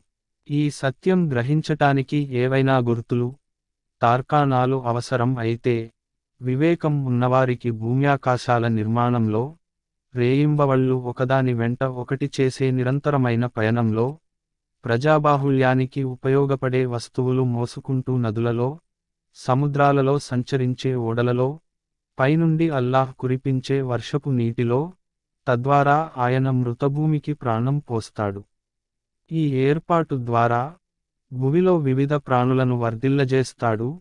వాయువుల సంచారంలో, భూమ్యాకాశాల మధ్య అల్లాహ్ ఆదేశాలకు కట్టుబడి ఉన్న మేఘమాలికలలో అసంఖ్యాకమైన సూచనలు కానవస్తాయి. కానీ, అల్లాహ్ ఏకత్వాన్ని స్పష్టంగా, బహిరంగంగా చాటే ఇన్ని సూచనలు ఉన్నప్పటికీ, కొందరు అల్లాహ్ను కాదని ఇతరులను ఆయనకు సమానులుగా, ప్రత్యర్థులుగా భావిస్తారు. వారు అల్లాహ్ పట్ల కలిగి ఉండవలసిన ప్రేమతో వారిని ప్రేమిస్తారు, కాని విశ్వాసులు అన్నిటికంటే అధికంగా అల్లాహ్నే ప్రేమిస్తారు. సర్వశక్తులు, సర్వాధికారాలు అల్లాహ్ గుప్పిట్లో ఉన్నాయని, ఇంకా శిక్షించటంలో కూడా ఆయన చాలా కఠినుడు అని ఈ దుర్మార్గులకు, మున్ముందు ఘోరశిక్షను ప్రత్యక్షంగా చూసిన తరువాత బోధపడే బదులు, ఇప్పుడే బోధపడితే ఎంత బాగుంటుంది. అల్లాహ్ వారిని శిక్షించే సమయాన వారు ప్రపంచంలో ఏ నాయకుల, ఏ మార్గదర్శకుల అడుగు జాడలలో నడిచేవారో, ఆ నాయకులు, ఆ మార్గదర్శకులు తమ అనుచరులతో ఏమాత్రం సంబంధం లేని విధంగా ప్రవర్తిస్తారు. కాని వారికి శిక్ష మాత్రం తప్పదు. ఇంకా వారి సకల సాధనా సంపత్తుల పరంపర తెగిపోతుంది. అప్పుడు అనుచరులు ఇలా అంటారు, మాకు ప్రపంచానికి మళ్ళీ తిరిగిపోయే మరొక అవకాశం లభిస్తే, వారు ఈ రోజు మమ్మల్ని త్యజిస్తున్న విధంగానే మేము వారిని అప్పుడు త్యజిస్తాము. ఈ విధంగా ప్రపంచంలో వారు చేసిన కర్మలను అల్లాహ్ వారి ముందు ఉంచుతాడు. వారు అప్పుడు నిస్పృహతో, తీవ్ర అవమాన భారంతో కృంగిపోతారు. అయినప్పటికీ నరకాగ్ని నుండి బయటపడటం వారికి సాధ్యపడదు. ప్రజలారా, భూమిలోని ధర్మసమ్మతమైన, పరిశుభ్రమైన వాటినన్నింటినీ మీరు తినండి. శైతాను చూపే మార్గాలను తొక్కకండి. వాడు మీకు బహిరంగ శత్రువు. దుర్మార్గాన్ని, అశ్లీలాన్ని చేయండి అని వాడు మిమ్మల్ని ఆజ్ఞాపిస్తాడు. ఏ విషయాలను గురించి అయితే అల్లాహ్ చెప్పినట్లు మీకు తెలియదో ఆ విషయాలను అల్లాహ్ పేరుతో చెప్పండి అని మిమ్మల్ని ప్రేరేపిస్తాడు. అల్లాహ్ అవతరింపచేసిన ఆదేశాలను అనుసరించండి అని వారితో అన్నప్పుడు, వారు, మా పూర్వీకులు అవలంబిస్తూ ఉండగా చూచిన పద్ధతినే మేము అనుసరిస్తాము అని సమాధానం చెబుతారు. వారి పూర్వీకులు జ్ఞానం లేని వారైనప్పటికీ, సన్మార్గం పొందని వారైనప్పటికీ, వారు వారినే అనుసరిస్తూ పోతారా? అల్లాహ్ చూపిన మార్గాన్ని తిరస్కరించేవారి పోలిక ఇలా ఉంది. పశువుల కాపరి పశువులను కేకవేస్తాడు.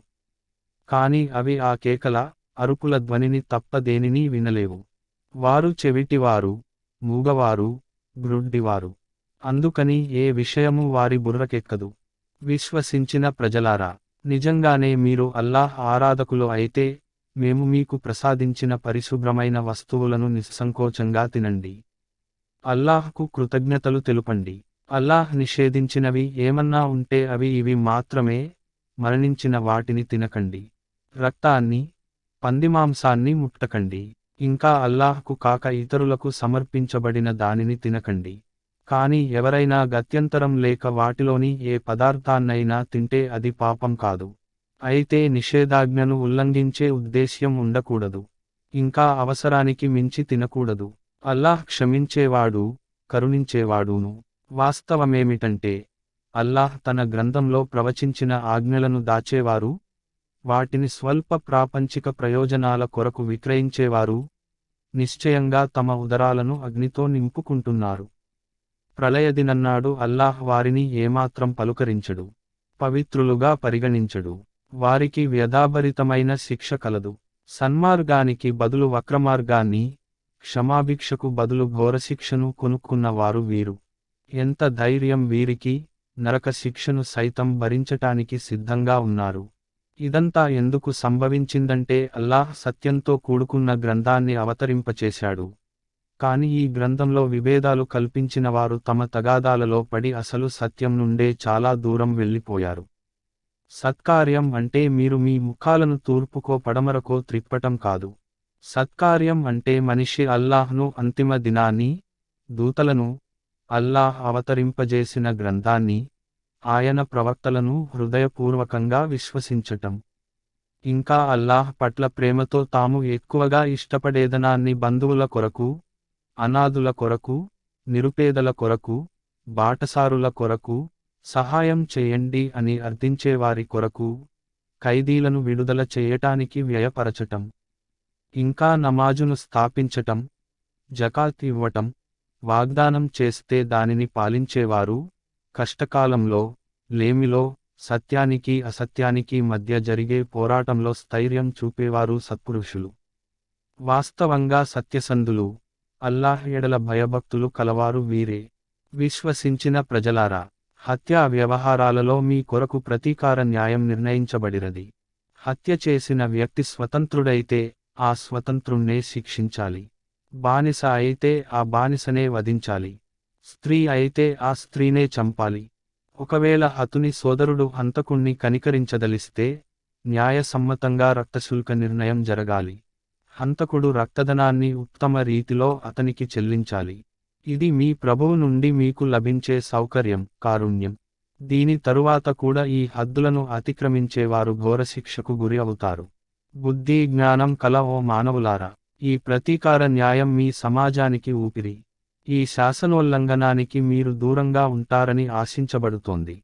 మీలో ఎవరికైనా మరణకాలం సమీపించినప్పుడు, వారు ఆస్తిపాస్తులు కలవారైతే, తమ తల్లిదండ్రులకు, బంధువులకు న్యాయసమ్మతంగా పంచిపెడుతూ మరణ శాసనం విధిగా వ్రాయాలి.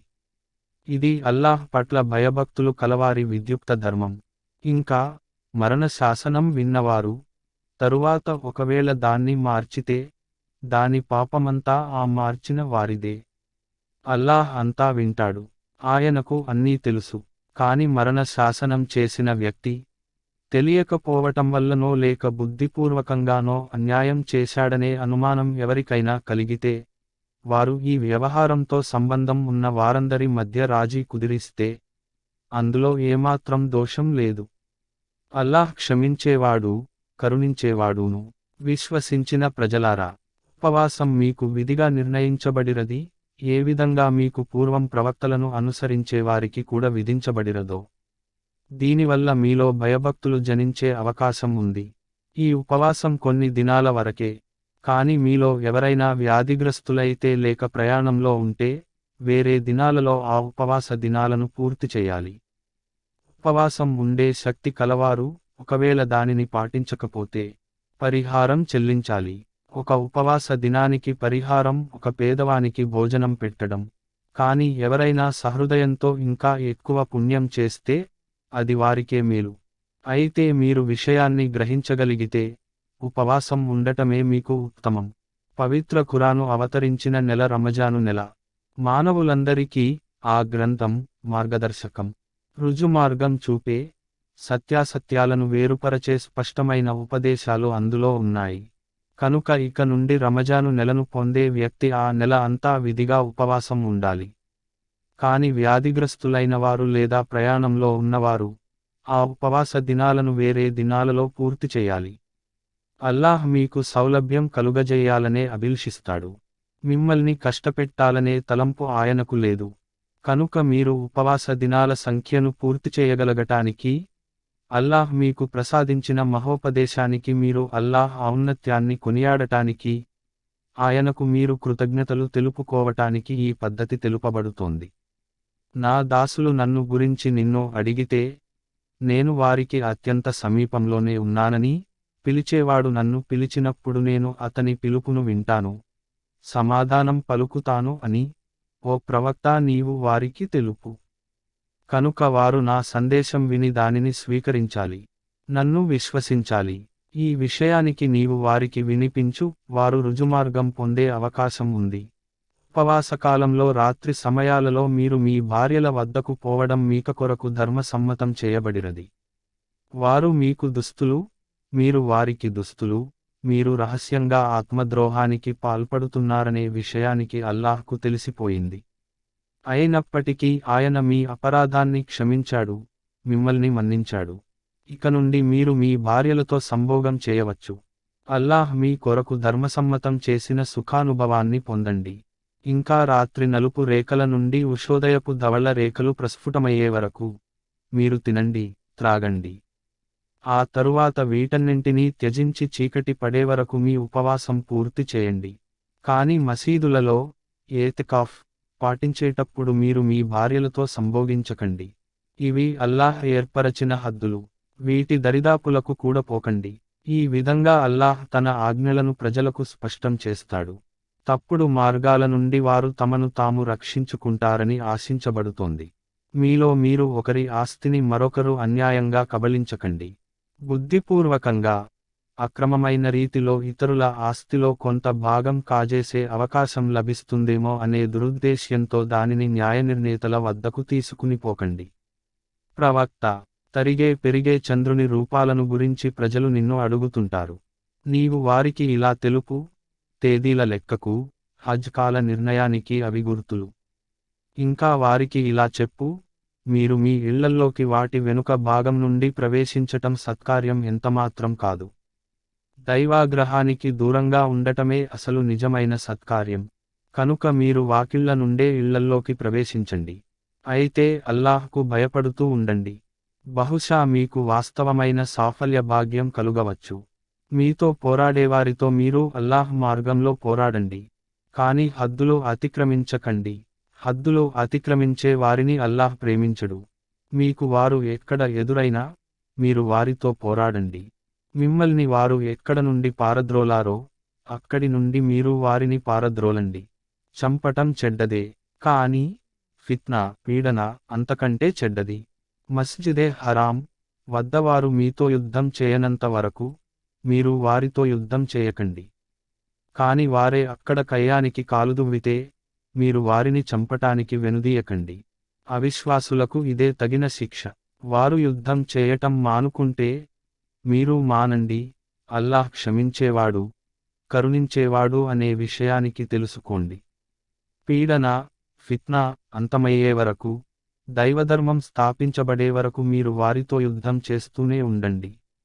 తరువాత వారు దానిని మానుకుంటే దౌర్జన్యపరులను తప్ప మరెవ్వరినీ శిక్షించకూడదు. నిషిద్ధ మాసానికి బదులు నిషిద్ధ మాసమే. నిషేధాలన్నింటినీ అందరూ సమానంగా గౌరవించవలసినదే. కనుక మీపై ఎవరన్నా దాడి చేస్తే మీరు వారిపై అదేవిధంగా దాడి చేయండి. అయితే అల్లాహ్కు భయపడుతూ ఉండండి. అల్లాహ్ ఏర్పరచిన హద్దులను అతిక్రమించకుండా ఉండేవారితోనే అల్లాహ్ ఉంటాడు అనే విషయానికి తెలుసుకోండి. అల్లాహ్ మార్గంలో ఖర్చు పెట్టండి. చేతులారా మిమ్మల్ని మీరు వినాశం పాలు చేసుకోకండి. మేలు చేయండి. మేలు చేసేవారిని అల్లాహ్ ప్రేమిస్తాడు. హజ్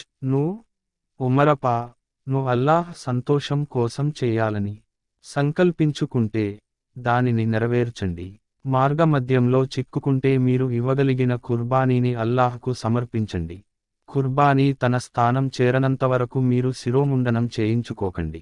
కాని మీలో ఎవరైనా వ్యాధిగ్రస్తులై లేదా తల బాధకులోనై కుర్బానీ తన స్థానానికి చేరక మునుపే శిరోముండనం చేయించుకుంటే దానికి పరిహారంగా ఉపవాసం ఉండాలి, లేక దానధర్మాలు చేయాలి, లేక కుర్బానీ ఇవ్వాలి.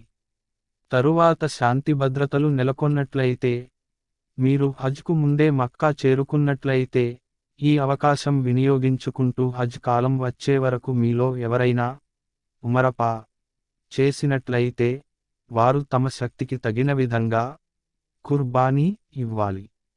కుర్బానీ ఇవ్వలేకపోతే హజ్ కాలంలో 3 ఉపవాసాలు, ఇంటికి తిరిగి వచ్చిన పిదప 7 ఉపవాసాలు, ఈ విధంగా మొత్తం 10 ఉపవాసాలు ఉండాలి. మస్జిదే హరాం కు సమీపంలో ఇల్లు వాకిలీ లేని వారికే ఈ సౌకర్యం వర్తిస్తుంది. అల్లాహ్ ఇచ్చే ఈ ఆజ్ఞలను మీరు ఉల్లంఘించకండి. అల్లాహ్ కఠినంగా శిక్షించేవాడని మీరు స్పష్టంగా తెలుసుకోండి. హజ్ మాసాలు అందరికీ తెలిసినవే. ఈ నిర్ణీత మాసాలలో హజ్ చేసే సంకల్పం ఉన్న వ్యక్తి అప్రమత్తుడై మెలగాలి. హజ్ సమయంలో అతడు కామచేష్టలకు, దుష్కార్యాలకు, ఘర్షణలకు దూరంగా ఉండాలి. మీరు చేసే ఏ పుణ్య కార్యమైనా అది అల్లాహ్కు తెలుస్తుంది. హజ్ యాత్రకు ప్రయాణ సామగ్రిని తీసుకువెళ్ళండి. భయభక్తులు అన్నిటికంటే ఉత్తమమైన సామాగ్రి. కనుక వివేకవంతులారా, నాకు అవిధేయత చూపకండి. హజ్ యాత్రతో పాటు మీరు అల్లాహ్ అనుగ్రహం అన్వేషిస్తే అందులో దోషం లేదు. అరఫాత్ నుండి బయలుదేరి మషరే హరాం, ముజ్దల్ఫ్ వద్ద ఆగి అల్లాహ్ను స్మరించండి. అల్లాహ్ మీకు బోధించిన విధంగా ఆయనను స్మరించండి. వాస్తవానికి మీరు పూర్వం మార్గం తప్పి నడిచేవారు.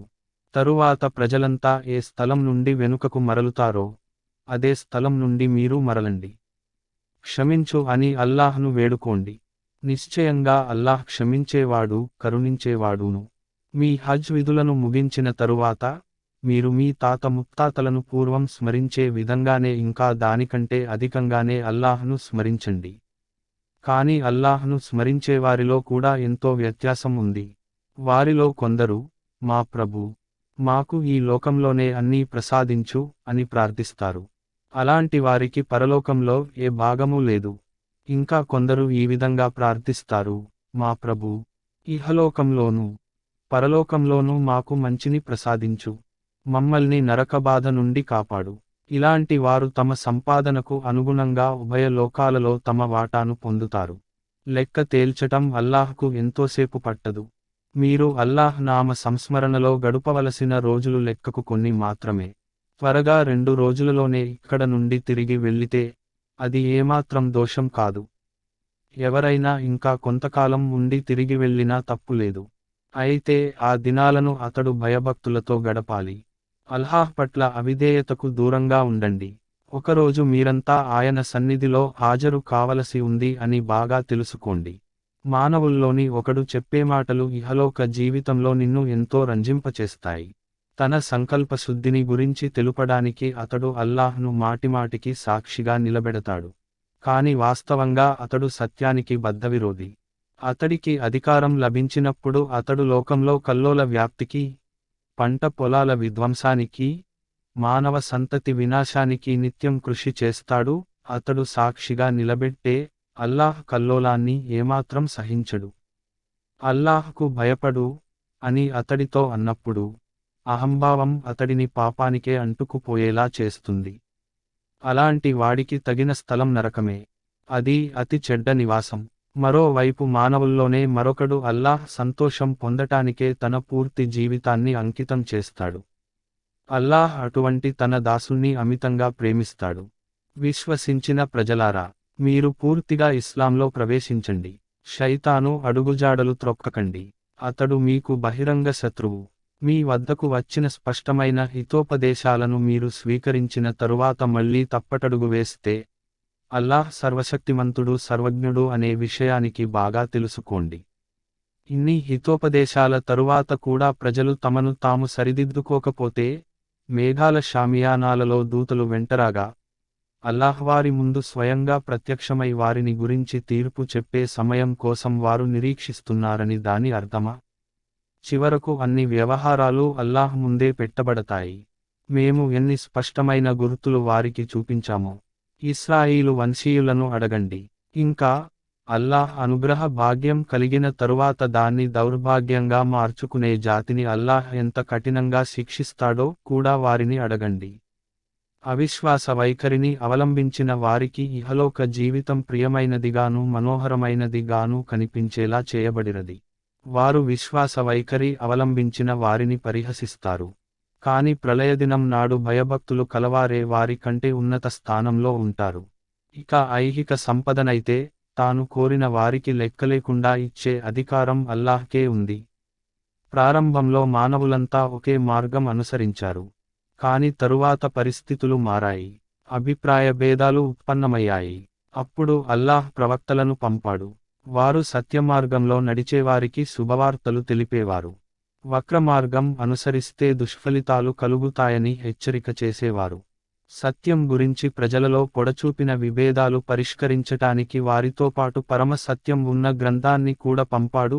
ఈ అభిప్రాయ భేదాలు తల ఎత్తటానికి కారణం ప్రారంభంలో ప్రజలకు సత్యం తెలుపబడకపోవటం ఎంతమాత్రం కాదు. ఈ విభేదాలను సృష్టించినవారు సత్యజ్ఞానం ప్రసాదించబడ్డవారే. స్పష్టమైన హితోపదేశాలు పొందిన తరువాత కూడా వారు కేవలం ఒకరికొకరు అన్యాయం చేసుకునే ఉద్దేశ్యంతో అసలు సత్యాన్ని వదలి విభిన్న పద్ధతులను సృష్టించుకున్నారు. అయితే ప్రవక్తలను విశ్వసించిన వారికి అల్లాహ్ తన అనుమతితో ప్రజలు వివాదపడిన సత్యాన్ని పొందే మార్గం చూపాడు. అల్లాహ్ తాను కోరిన వారికి రుజుమార్గం చూపుతాడు. స్వర్గ ప్రవేశం ఊరకే లభిస్తుందని మీరు అపోహపడుతున్నారా? మీకు పూర్వం విశ్వాసులకు సంభవించినవన్నీ ఇంకా మీకు సంభవించనేలేదే. వారిపై ఆపదలు, ఎనలేని వ్యధలు విరుచుకుపడ్డాయి. వారు కుదిపివేయబడ్డారు. చివరకు అప్పటి ప్రవక్త, విశ్వాసులైన అతని అనుచరులు, అల్లాహ్ సహాయం ఇంకా ఎప్పుడొస్తుంది అని ఆక్రోశించారు. అప్పుడు, అదిగో, అల్లాహ్ సహాయం సమీపంలోనే ఉంది అని వారిని ఓదార్చటం జరిగింది. మేము ఏమి ఖర్చు చేయాలి అని ప్రజలు అడుగుతారు. మీరు ఏమి ఖర్చు చేసినా దానిని మీ తల్లిదండ్రుల కొరకు, బంధువుల కొరకు, అనాథులు, నిరుపేదలు, బాటసారుల కొరకు ఖర్చు చేయండి. మీరు ఏ మేలు చేసినా దాన్ని అల్లాహ్ తెలుసుకుంటాడు అని వారికి చెప్పండి. యుద్ధం చేయండి అని మీకు ఆజ్ఞాపించబడినది, కానీ అది మీకు ఇష్టంగా లేదు. మీకు నచ్చని విషయమే మీకు లాభకరం కావచ్చు, మీకు నచ్చే విషయమే మీకు నష్టకరం కావచ్చు. ఈ విషయానికి అల్లాహ్కు తెలుసు, మీకు తెలియదు. నిషిద్ధ మాసంలో యుద్ధం చేయటాన్ని గురించి ప్రజలు నిన్ను అడుగుతారు. వారికి ఇలా సమాధానం చెప్పు, ఆ మాసంలో యుద్ధం చేయటం మహానేరమే. కానీ అల్లాహ్ మార్గంలో అవరోధాలు కల్పించటం, అల్లాహ్ను తిరస్కరించటం, అల్లాహ్ ఆరాధకులను మస్జిదె హరాం ను దర్శించకుండా ఆటంకపరచటం, అందులో ఉండే వారిని బయటికి గెంటివేయటం అల్లాహ్ దృష్టిలో అంతకంటే గొప్ప నేరం. ఇంకా, హింస ద్వారా పరధర్మాన్ని అణచటం రక్తపాతం కంటే అత్యంత తీవ్రమైనది. మిమ్మల్ని మీ ధర్మాన్నుండి మళ్లించగలగటం వారికి సాధ్యపడితే, వారు అంతవరకు మీతో యుద్ధం చేస్తూనే పోతారు. ఈ విషయానికి బాగా అర్థం చేసుకోండి. మీలో ఎవరైనా తన ధర్మాన్ని పరిత్యజించి, అవిశ్వాస పరిస్థితిలో మరణిస్తే, అతడు చేసిన మంచి పనులన్నీ ఇహపరలోకాలు రెండిరటిలోనూ వృధా అవుతాయి.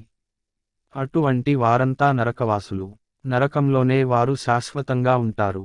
కాని దీనికి భిన్నంగా విశ్వసించి, అల్లాహ్ మార్గంలో తమ ఇల్లు వాకిలి సహితం విడిచి జిహాద్ చేసేవారు దైవకారుణ్యం ఆశించటానికి అన్ని విధాలా అర్హులు. అల్లాహ్ వారి తప్పులను క్షమించి వారిని కరుణిస్తాడు. మద్యపానము గురించి, జూదము గురించి ప్రజలు నిన్ను ప్రశ్నిస్తారు.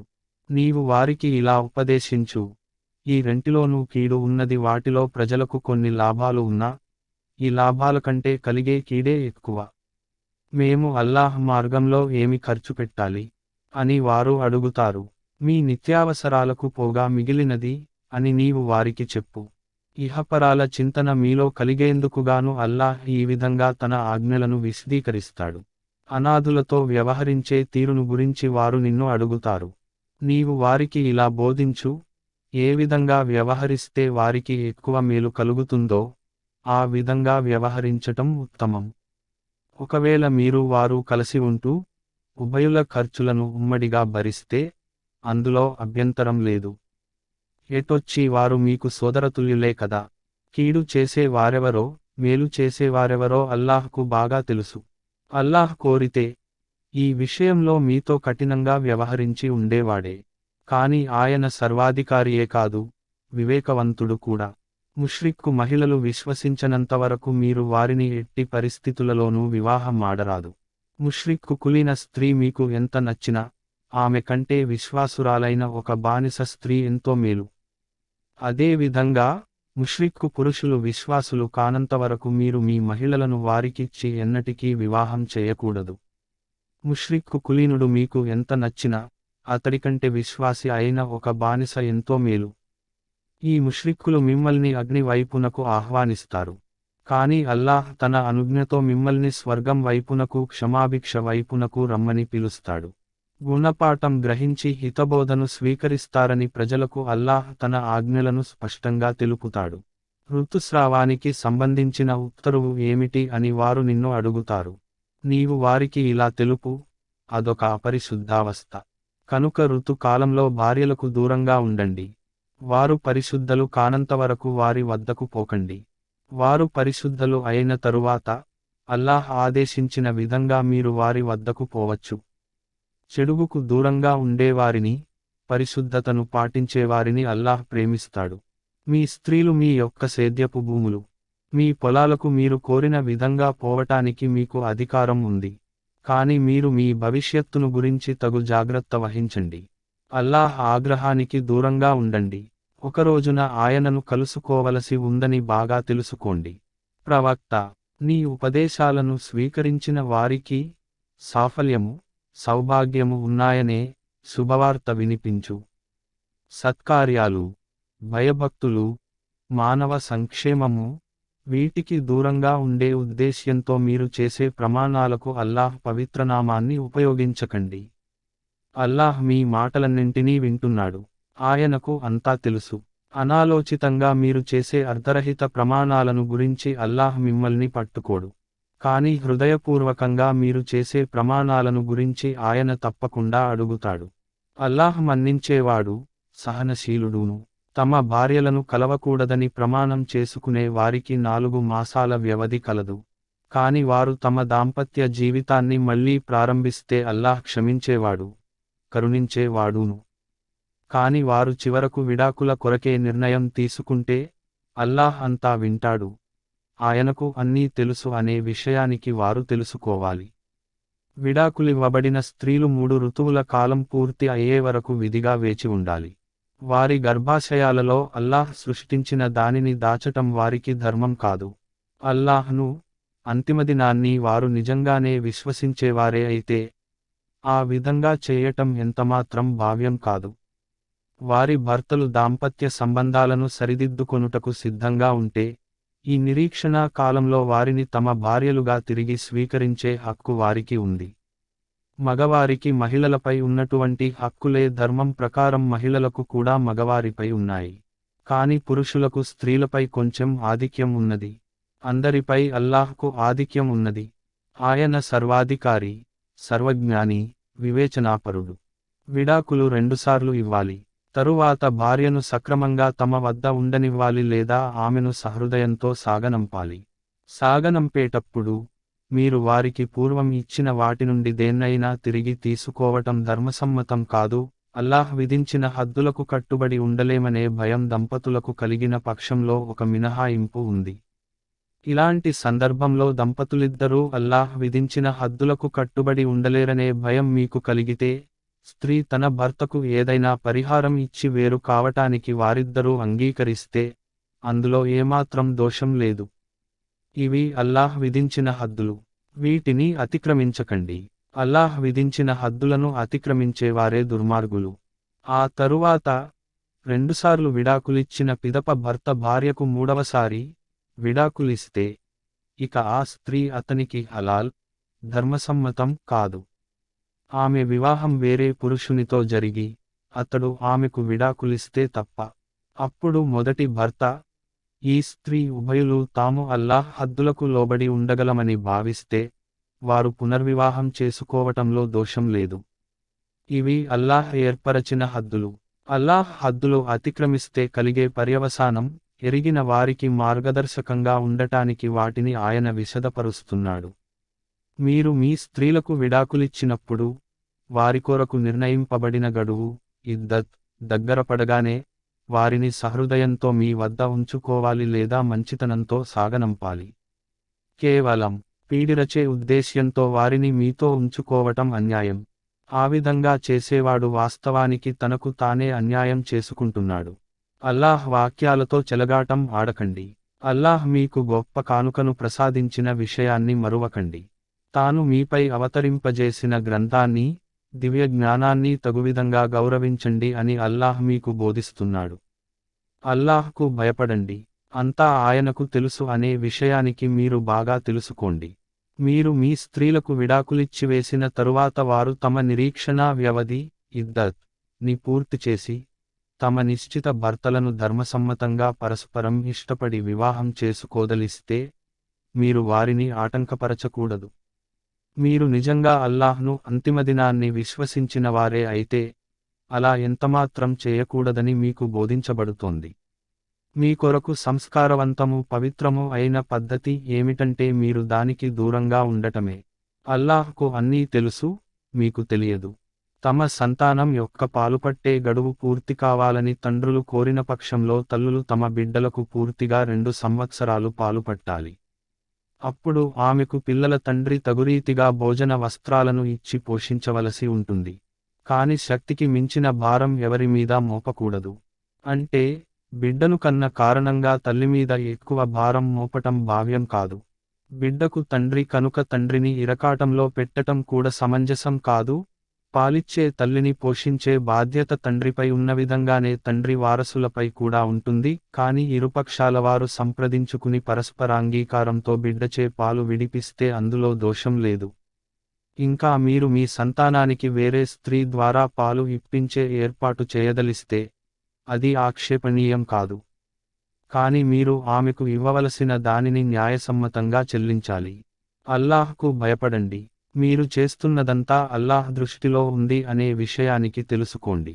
మీలో ఎవరైనా మరణించి వారి భార్యలు సజీవంగా ఉంటే వారు 4 నెలల 10 రోజుల వరకు తమను తాము నిగ్రహించుకోవాలి.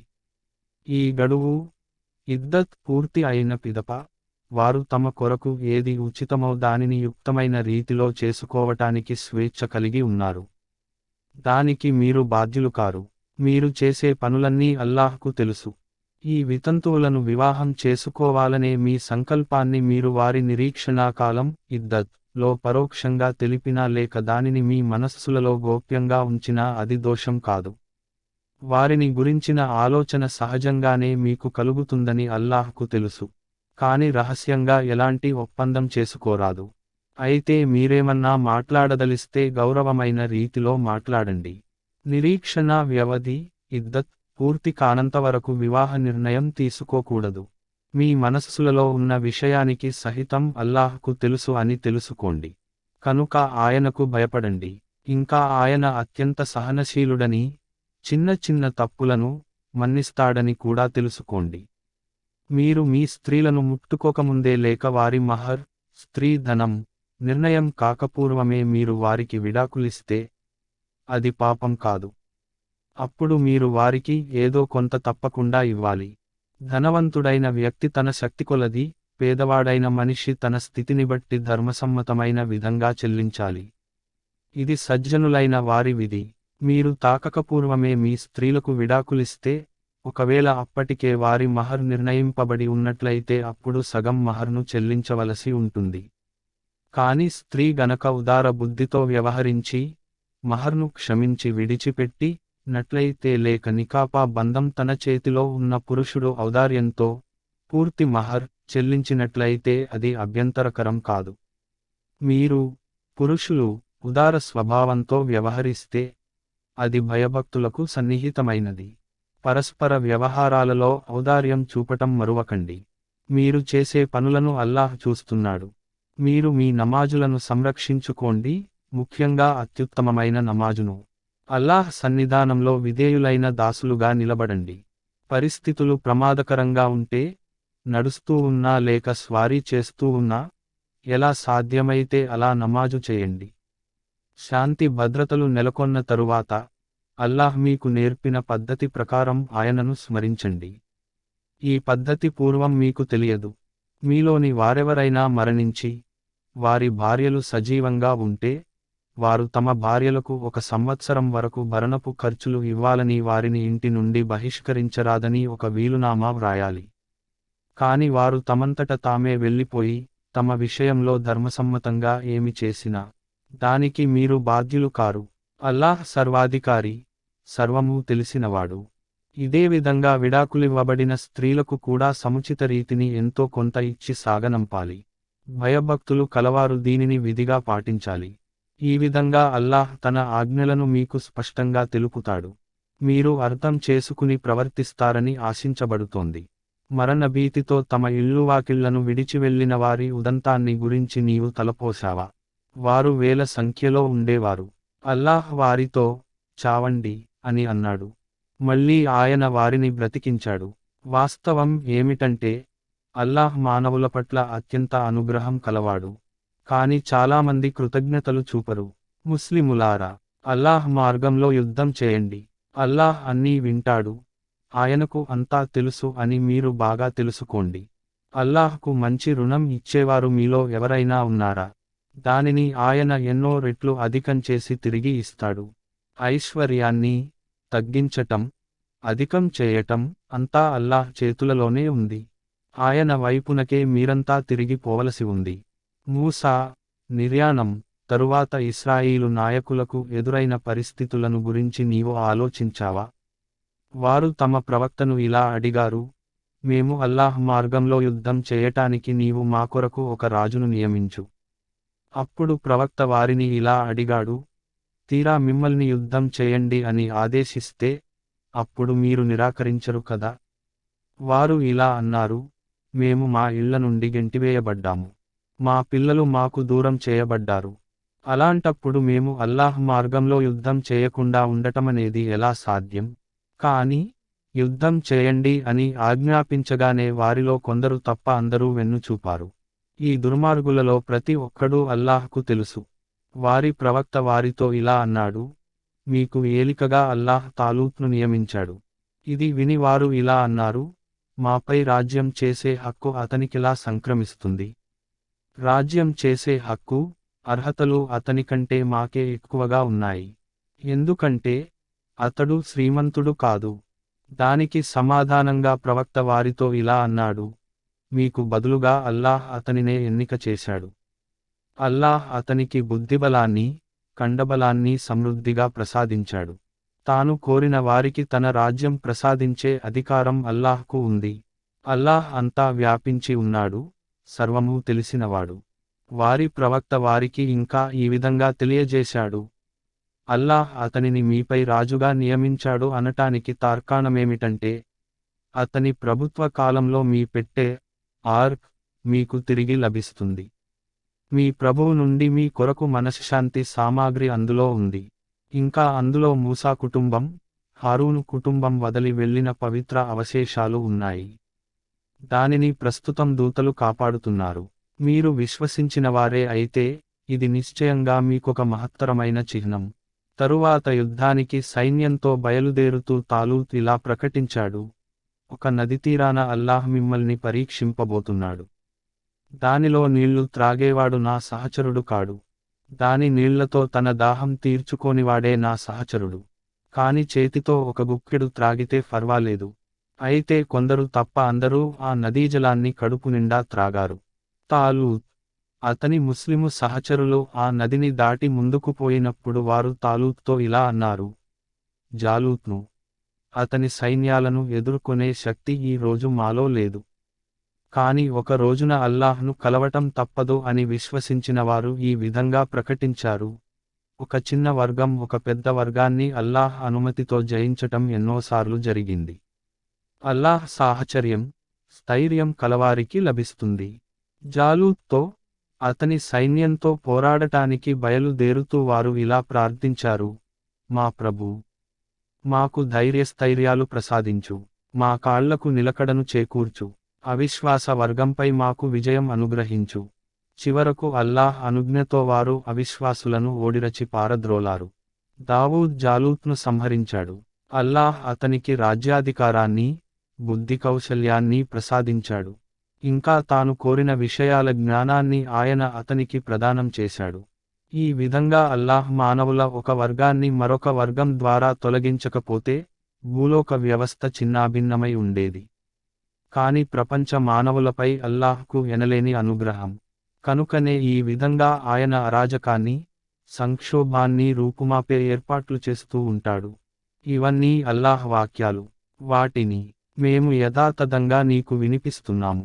ముహమ్మద్, నిశ్చయంగా నీవు సందేశహరులుగా పంపబడిన వారిలోనివాడవు. మానవులకు సత్య మార్గం చూపటానికి పంపబడిన ఈ ప్రవక్తలకు ఒకరిపై మరొకరికి ఉన్నత స్థానాలు ప్రసాదించాము. వారిలోని ఒకరితో అల్లాహ్ స్వయంగా మాట్లాడాడు, మరొకరికి వేరే విధంగా ఘనతను ఇచ్చి ఆదరించాడు.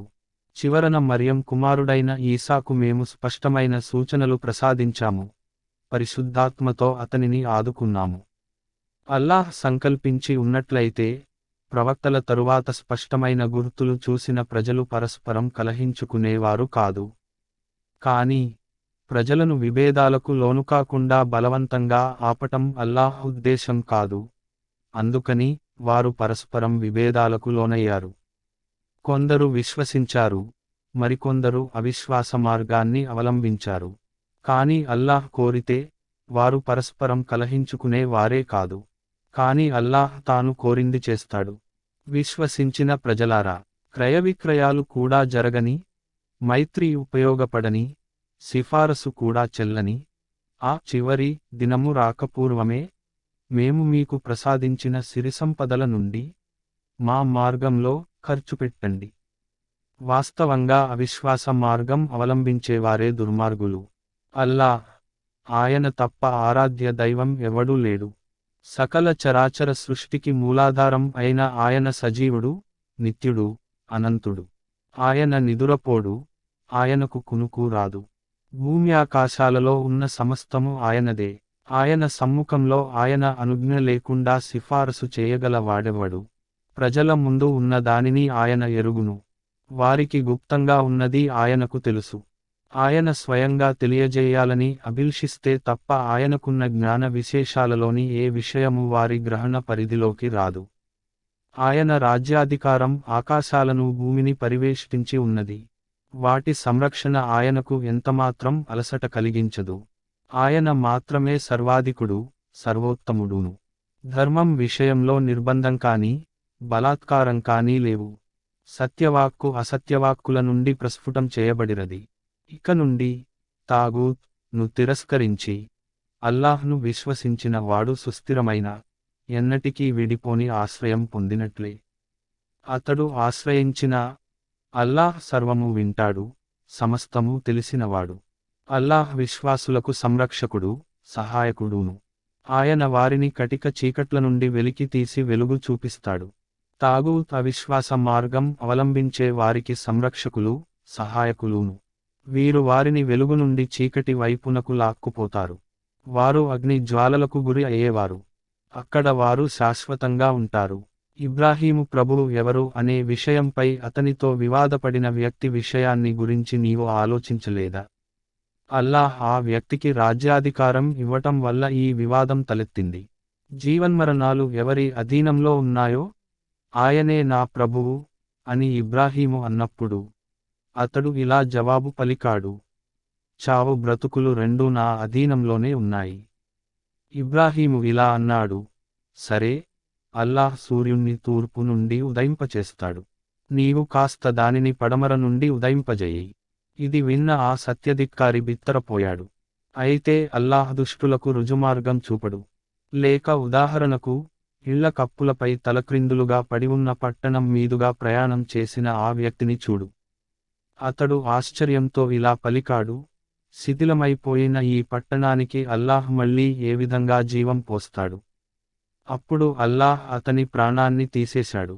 ఆ స్థితిలో అతడు 100 ఏళ్ల వరకు ఉన్నాడు. తరువాత అల్లాహ్ అతనిని మళ్ళీ బ్రతికించి ఇలా అడిగాడు: నీవు ఇక్కడ ఎంతకాలం ఉన్నావో చెప్పు. అతడు, ఒకరోజో లేక కొన్ని గంటలో అని చెప్పాడు. అల్లాహ్ ఇలా తెలిపాడు: ఇక్కడ ఈ స్థితిలో నీవు 100 సంవత్సరాలు పడి ఉన్నావు. నీవు కొంచెం నీ అన్నపానీయాల వైపు చూడు. వాటిలో ఏమాత్రం మార్పు లేదు. ఇంకా నీవు నీ గాడిదను కూడా చూడు. దాని ఎముకలు సహితం కృశించిపోతున్నాయి. ప్రజలకు నిన్ను ఒక దృష్టాంతంగా చూపే ఉద్దేశ్యంతో మేము ఈ విధంగా చేశాము. ఇంకా చూడు, ఆ గాడిద అస్థిపంజరాన్ని మేము ఏ విధంగా లేపి దానిని మాంసంతో నింపుతామో. ఈ విధంగా సత్యం అతనికి తేటతెల్లం కాగానే అతడు ఇలా అన్నాడు: అల్లాహ్ సర్వశక్తిమంతుడని నాకు తెలుసు. మరొక సంఘటనను కూడా దృష్టిలో ఉంచుకో. ఇబ్రాహీము ఇలా అడిగాడు: ఓ నా ప్రభూ, నీవు మృతులను ఏ విధంగా బ్రతికిస్తావో నాకు చూపించు. అల్లాహ్, నీకు విశ్వాసం లేదా అని అడిగాడు. ఇబ్రాహీము వినయంగా ఇలా అన్నాడు: నాకు విశ్వాసం అయితే ఉంది, కాని మనస్సును తృప్తి పరచటం కోసం అడుగుతున్నాను. అప్పుడు అల్లాహ్ చెప్పాడు: సరే, మంచిది, 4 పక్షులను తీసుకో. వాటిని బాగా మచ్చిక చేసుకో. తరువాత ఒక్కొక్కదాని భాగాన్ని ఒక్కొక్క కొండపై పెట్టిరా. మళ్ళీ వాటిని రమ్మని పిలువు. అవి నీ వద్దకు పరుగెత్తుకుంటూ వస్తాయి. అల్లాహ్ సర్వశక్తిమంతుడు సర్వజ్ఞుడు అని బాగా జ్ఞాపకం ఉంచుకో. తమ సంపదను అల్లాహ్ మార్గంలో ఖర్చు చేసే వారి ఖర్చు ఉపమానం ఇలా ఉంటుంది. ఒక్క విత్తనాన్ని నాటితే అది మొలిచి 7 వెన్నులను ఈనుతుంది. ప్రతి వెన్నుకు 100 గింజలు ఉంటాయి. ఇదే విధంగా అల్లాహ్ తాను కోరిన వారి సత్కార్యాన్ని వికసింపచేస్తాడు. అల్లాహ్ అమితంగా ఇచ్చేవాడు అన్నీ తెలిసినవాడును. అల్లాహ్ మార్గంలో తమ ధనాన్ని వ్యయం చేసి, ఆ తరువాత తమ దాతృత్వాన్ని మాటిమాటికి చాటుతూ, గ్రహీతల మనస్సును గాయపరచని వారి ప్రతిఫలం వారి ప్రభువు వద్ద ఉంది. వారికి ఏ విధమైన భయం కాని, ఖేదం కాని ఉండవు. మనస్సును గాయపరచే దానం కంటే, మృదుభాషణం, క్షమాగుణం ఎంతో మేలైనవి. అల్లాహ్ అన్నింటికీ అతీతుడు, అత్యంత సహనశీలుడును. విశ్వసించిన ఓ ప్రజలారా, కేవలం పరుల మెప్పును పొందటానికే తన ధనం ఖర్చు చేసేవాని మాదిరిగా అల్లాహ్ను అంతిమదినాన్ని విశ్వసించని వాని మాదిరిగా, మీరు దెప్పిపొడిచి, గ్రహీత మనస్సును గాయపరచి మీ దాన ధర్మాలను మట్టిలో కలపకండి. అతడు చేసిన ధన వ్యయాన్ని ఈ విధంగా పోల్చవచ్చు. ఒక కొండరాతిపై ఒక మట్టి పొర ఏర్పడి ఉంది. భారీ వర్షం దానిపై కురవగా ఆ మట్టి కాస్తా కొట్టుకుపోయింది. చివరకు మిగిలింది ఉత్త కొండరాయి మాత్రమే. ఇలాంటి వారు తాము దానం చేస్తున్నామని భావించి చేసే పుణ్యకార్యం వల్ల వారికి ఏ ప్రయోజనమూ కలుగదు. అవిశ్వాసులకు సత్యమార్గం చూపటం అల్లాహ్ సంప్రదాయం కాదు. దీనికి భిన్నంగా తమ సంపదను చిత్తశుద్ధితో కేవలం అల్లాహ్ సంతోషం పొందే ఉద్దేశ్యంతో వ్యయపరచే వారి వ్యయాన్ని మెట్ట ప్రదేశంలో ఉన్న తోటతో పోల్చవచ్చు. భారీ వర్షం కురిస్తే అది రెట్టింపు పంటను ఇస్తుంది. ఒకవేళ భారీ వర్షం కురవక, సన్నని జల్లు పడినా అదే దానికి చాలు. మీరు చేసేదంతా అల్లాహ్ దృష్టిలో ఉంది. సతతం నీరు పారే పిల్లకాలువలతో, ఖర్జూరం, ద్రాక్ష మొదలైన సకల ఫలాలతో నిండి పచ్చగా అలరారే తోట మీలో ఎవరికైనా ఉండి, అతడు వయోభారంతో కృంగి, యోగ్యులు కానటువంటి చిన్నపిల్లలు ఉన్న సంకట సమయంలో ఆ తోట సుడిగాలికి గురి అయి నశించిపోవటం మీలో ఎవరికైనా సమ్మతమేనా? మీరు యోచించగలందులకు ఈ విధంగా అల్లాహ్ తన హితవులను విశదపరుస్తాడు.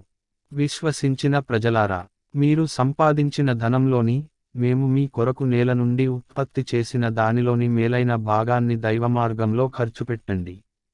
ఆయన మార్గంలో ఇవ్వటానికి పనికిరాని వస్తువులను ఏరితీసే ప్రయత్నం చేయకండి. ఒకవేళ ఆ వస్తువులనే ఎవరన్నా మీకు ఇస్తే, వాటిని మీరు తృణీకార భావంతో తప్ప మనసారా స్వీకరించరు కదా. అల్లాహ్కు ఏదీ ఏమాత్రం అవసరం లేదని ఆయన మహోత్తమమైన గుణములు కలవాడని మీరు తెలుసుకోండి. దారిద్ర్య ప్రమాదం చూపి శైతాను మిమ్మల్ని భయపెడతాడు. నీతిబాహ్యమైన, నీచమైన మార్గం అవలంబించండి అని ప్రేరేపిస్తాడు. కాని మిమ్మల్ని క్షమిస్తానని, అనుగ్రహిస్తానని అల్లాహ్ వాగ్దానం చేస్తున్నాడు. అల్లాహ్ అత్యంత ఉదార స్వభావుడు, అన్నీ తెలిసినవాడు. తాను కోరిన వారికి దివ్యజ్ఞానం ప్రసాదిస్తాడు. ఎవరికి దివ్యజ్ఞానం లభించిందో, వాస్తవంగా వారికి మహాభాగ్యం లభించినట్లే. విజ్ఞత ఉన్నవారే ఈ విషయాల నుండి పాఠం నేర్చుకుంటారు. మీరేమి ఖర్చుపెట్టినది, మీరు మొక్కుబడి చేసుకున్నది, అంతా అల్లాహ్కు తెలుసు. దుర్మార్గులకు సహాయం చేసేవారు ఎవరూ లేరు. మీరు మీ దానధర్మాలను బహిరంగంగా చేసినా మంచిదే. కాని రహస్యంగా నిరుపేదలకు దానమివ్వటం మీకు ఎక్కువ మేలు చేకూరుస్తుంది. మీ దుష్కార్యాలు ఎన్నో దీనివల్ల సమసిపోతాయి. మీరు ఏమి చేసినా అది అల్లాహ్కు తెలుస్తుంది. ప్రవక్త, ప్రజలను సత్యమార్గంలో నడిపించే బాధ్యత నీపై లేదు. తాను కోరిన వారిని అల్లాహే సత్యమార్గంలో నడుపుతాడు. మంచి మార్గంలో మీరు ఖర్చు చేసే ధనం మీకే మేలు చేకూరుస్తుంది. అసలు మీరు ఖర్చు చేసేది అల్లాహ్ సంతోషం పొందటానికేగా. కనుక మంచి మార్గంలో మీరు ఏమి ఖర్చు చేసినా, దాని ప్రతిఫలం మీకు పూర్తిగా లభిస్తుంది. మీకు అన్యాయం ఎంతమాత్రం జరగదు. అల్లాహ్ కార్యంలో నిమగ్నులైన కారణంగా, తమ జీవనోపాధి కోసం భూమిపై తిరిగే అవకాశం లేనందువల్ల లేమికి గురి అయిన వారు ప్రత్యేకంగా ధన సహాయానికి అర్హులు. వారిని ఎరుగని మనిషి వారి ఆత్మాభిమానం చూసి వారు భాగ్యవంతులని భావిస్తాడు. వారి ముఖాలను చూసి మీరు వారి నిజస్థితిని గ్రహించగలరు. లోకుల వెంటపడి సహాయం చేయండి అని బ్రతిమాలే మనుషులు కారు వారు. మీరు వారి సహాయార్థం ఏమి ఖర్చు చేసినా, అది అల్లాహ్కు తెలియకుండా ఉండదు. తమ సంపదను రేయింబవళ్ళు బహిరంగంగానూ రహస్యంగానూ ఖర్చు చేసేవారు తమ ప్రతిఫలాన్ని తమ ప్రభువు వద్ద పొందుతారు. వారికి ఏ విధమైన భయంగాని దనుకంగాని కలిగే అవకాశం లేదు. కాని వడ్డీ తినేవారి స్థితి శైతాను పట్టటం వల్ల ఉన్మాది అయిన వ్యక్తి స్థితి లాంటిది. ఈ స్థితికి వారు గురికావటానికి కారణం వారు వ్యాపారం కూడా వడ్డీలాంటిదేగా అని అనటమే. వాస్తవానికి అల్లాహ్ వ్యాపారాన్ని ధర్మసమ్మతం హలాల్ చేశాడు. వడ్డీని నిషిద్ధం హరాం చేశాడు. కనుక తన ప్రభువు చేసిన ఈ హితబోధ అందే వ్యక్తి మున్ముందు వడ్డీ తినటం త్యజిస్తే అతను పూర్వం తిన్నదేదో తిన్నాడు. అతని వ్యవహారం చివరకు అల్లాహ్ వద్దకే పోతుంది. ఈ ఆదేశం తరువాత మళ్ళీ ఈ దుశ్చేష్టకు పాల్పడేవాడు నిశ్చయంగా నరకవాసి. అక్కడ అతడు శాశ్వతంగా ఉంటాడు. అల్లాహ్ వడ్డీని నశింపజేస్తాడు. దానధర్మాలను పెంచి అధికం చేస్తాడు. కృతజ్ఞుడు దుష్టుడు అయిన వ్యక్తిని అల్లాహ్ ప్రేమించడు. కాని విశ్వసించి మంచి పనులు చేసేవారికి, నమాజును స్థాపించే వారికి, జకాత్ను ఇచ్చేవారికి వారి ప్రభువు వద్ద తగిన ప్రతిఫలం లభిస్తుంది. వారికి భయం కానీ శోకం కానీ కలిగే అవకాశం లేదు. విశ్వసించిన ప్రజలారా, మీరు నిజంగా విశ్వాసులే అయితే అల్లాహ్కు భయపడండి. ఇంకా మీకు ప్రజల నుండి రావలసిన వడ్డీని విడిచిపెట్టండి. కాని ఒకవేళ మీరు అలా చేయకపోతే మీపై అల్లాహ్ తరఫు నుండి ఆయన ప్రవక్త తరఫు నుండి యుద్ధ ప్రకటన ఉంది అనే విషయానికి తెలుసుకోండి. ఇప్పుడైనా మీరు పశ్చాత్తాపపడితే వడ్డీని వదులుకుంటే అసలు సొమ్ము తీసుకోవటానికి హక్కుదారులవుతారు. మీరు అన్యాయం చేయకూడదు, మీకు అన్యాయం జరగకూడదు. మీ బాకీదారుడు ఆర్థిక ఇబ్బందులలో ఉంటే అతని పరిస్థితి మెరుగుపడే వరకు గడువు ఇవ్వండి. లేక మీరు తెలిసినవారే అయితే ఆ బాకీని అతనికి దానం చేయండి. అది మీకు ఎక్కువ శ్రేయస్కరం. అల్లాహ్ వద్దకు మీరు మరలి వెళ్ళే రోజున జరిగే పరాభవం నుండి, కలిగే ఆపద నుండి రక్షించుకోండి. అక్కడ ప్రతి ఒక్కడికి అతడు చేసిన మంచి చెడ్డలకు పరిపూర్ణ ప్రతిఫలం లభిస్తుంది. ఎవరికీ ఏమాత్రం అన్యాయం జరగదు. విశ్వసించిన ప్రజలారా, మీరు పరస్పరం ఒక నిర్ణీత కాలం కొరకు అప్పు తీసుకున్నప్పుడు ఆ వ్యవహారాన్ని వ్రాసి పదిలపరచండి. ఇరుపక్షాల మధ్య న్యాయంగా దస్తావేజును ఒక వ్యక్తి వ్రాయాలి. అల్లాహ్ ఎవడికైతే అక్షరజ్ఞానం ప్రసాదించాడో అతడు వ్రాయటానికి నిరాకరించకూడదు. అతడు వ్రాయాలి. బాధ్యత మోపబడిన వ్యక్తి, అప్పు తీసుకునేవాడు చెప్పి వ్రాయించాలి. అతడు తన ప్రభువైన అల్లాహ్కు భయపడాలి. నిర్ణయమైన షరతులలో హెచ్చుతగ్గులు చేయరాదు. కాని రుణం తీసుకునే వ్యక్తి అమాయకుడు లేక బలహీనుడు లేక చెప్పి వ్రాయించలేని అసమర్థుడు అయితే అతని సంరక్షకుడు న్యాయంగా చెప్పి వ్రాయించాలి. ఇంకా మీరు మీలోని 2 పురుషులను దానికి సాక్షులుగా పెట్టుకోవాలి. 2 పురుషులు లభించని పక్షంలో 1 పురుషుడు, 2 స్త్రీలు సాక్షులుగా ఉండాలి. ఎందుకంటే వారిలో ఒకామె మరచిపోతే రెండవ స్త్రీ ఆమెకు జ్ఞాపకం చేస్తుంది. ఎవరి సాక్ష్యం మీ అందరికీ ఆమోదయోగ్యమో వారి నుండే ఈ సాక్షులు ఎన్నుకోబడాలి. సాక్ష్యం ఇవ్వండి అని ఆహ్వానించినప్పుడు సాక్షులు నిరాకరించకూడదు. వ్యవహారం చిన్నదైనా పెద్దదైనా దానిని గడువు నిర్ణయంతో దస్తావేజు రూపంలో వ్రాయించటానికి అశ్రద్ధ చేయకూడదు. అల్లాహ్ దృష్టిలో ఈ పద్ధతి మీకొరకు అత్యంత న్యాయసమ్మతమైనది. సులభంగా సాక్ష్య నిర్ణయం చేయటానికి ఇది తోడ్పడుతుంది. ఇంకా మీరు అనుమానాలకు, అపోహలకు గురి అయ్యే అవకాశం తక్కువగా ఉంటుంది. కాని మీరు అప్పటికప్పుడు పరస్పరం చేసుకునే సాధారణ వ్యాపార సంబంధమైన లావాదేవీలను వ్రాయకుండా ఉంటే అందులో అభ్యంతరం లేదు. కాని వ్యాపార వ్యవహారాలు నిశ్చయించేటప్పుడు తప్పకుండా సాక్షులను పెట్టుకోండి. దస్తావేజు వ్రాసేవానిని, సాక్షులను పీడిరచరాదు. ఆ విధంగా చేస్తే అది పాపం అవుతుంది. అల్లాహ్ ఆగ్రహాన్నుండి రక్షించుకోండి. ఆయన మీకు సరియున్న పద్ధతిని బోధిస్తున్నాడు. ఆయనకు ప్రతిదీ తెలుసు.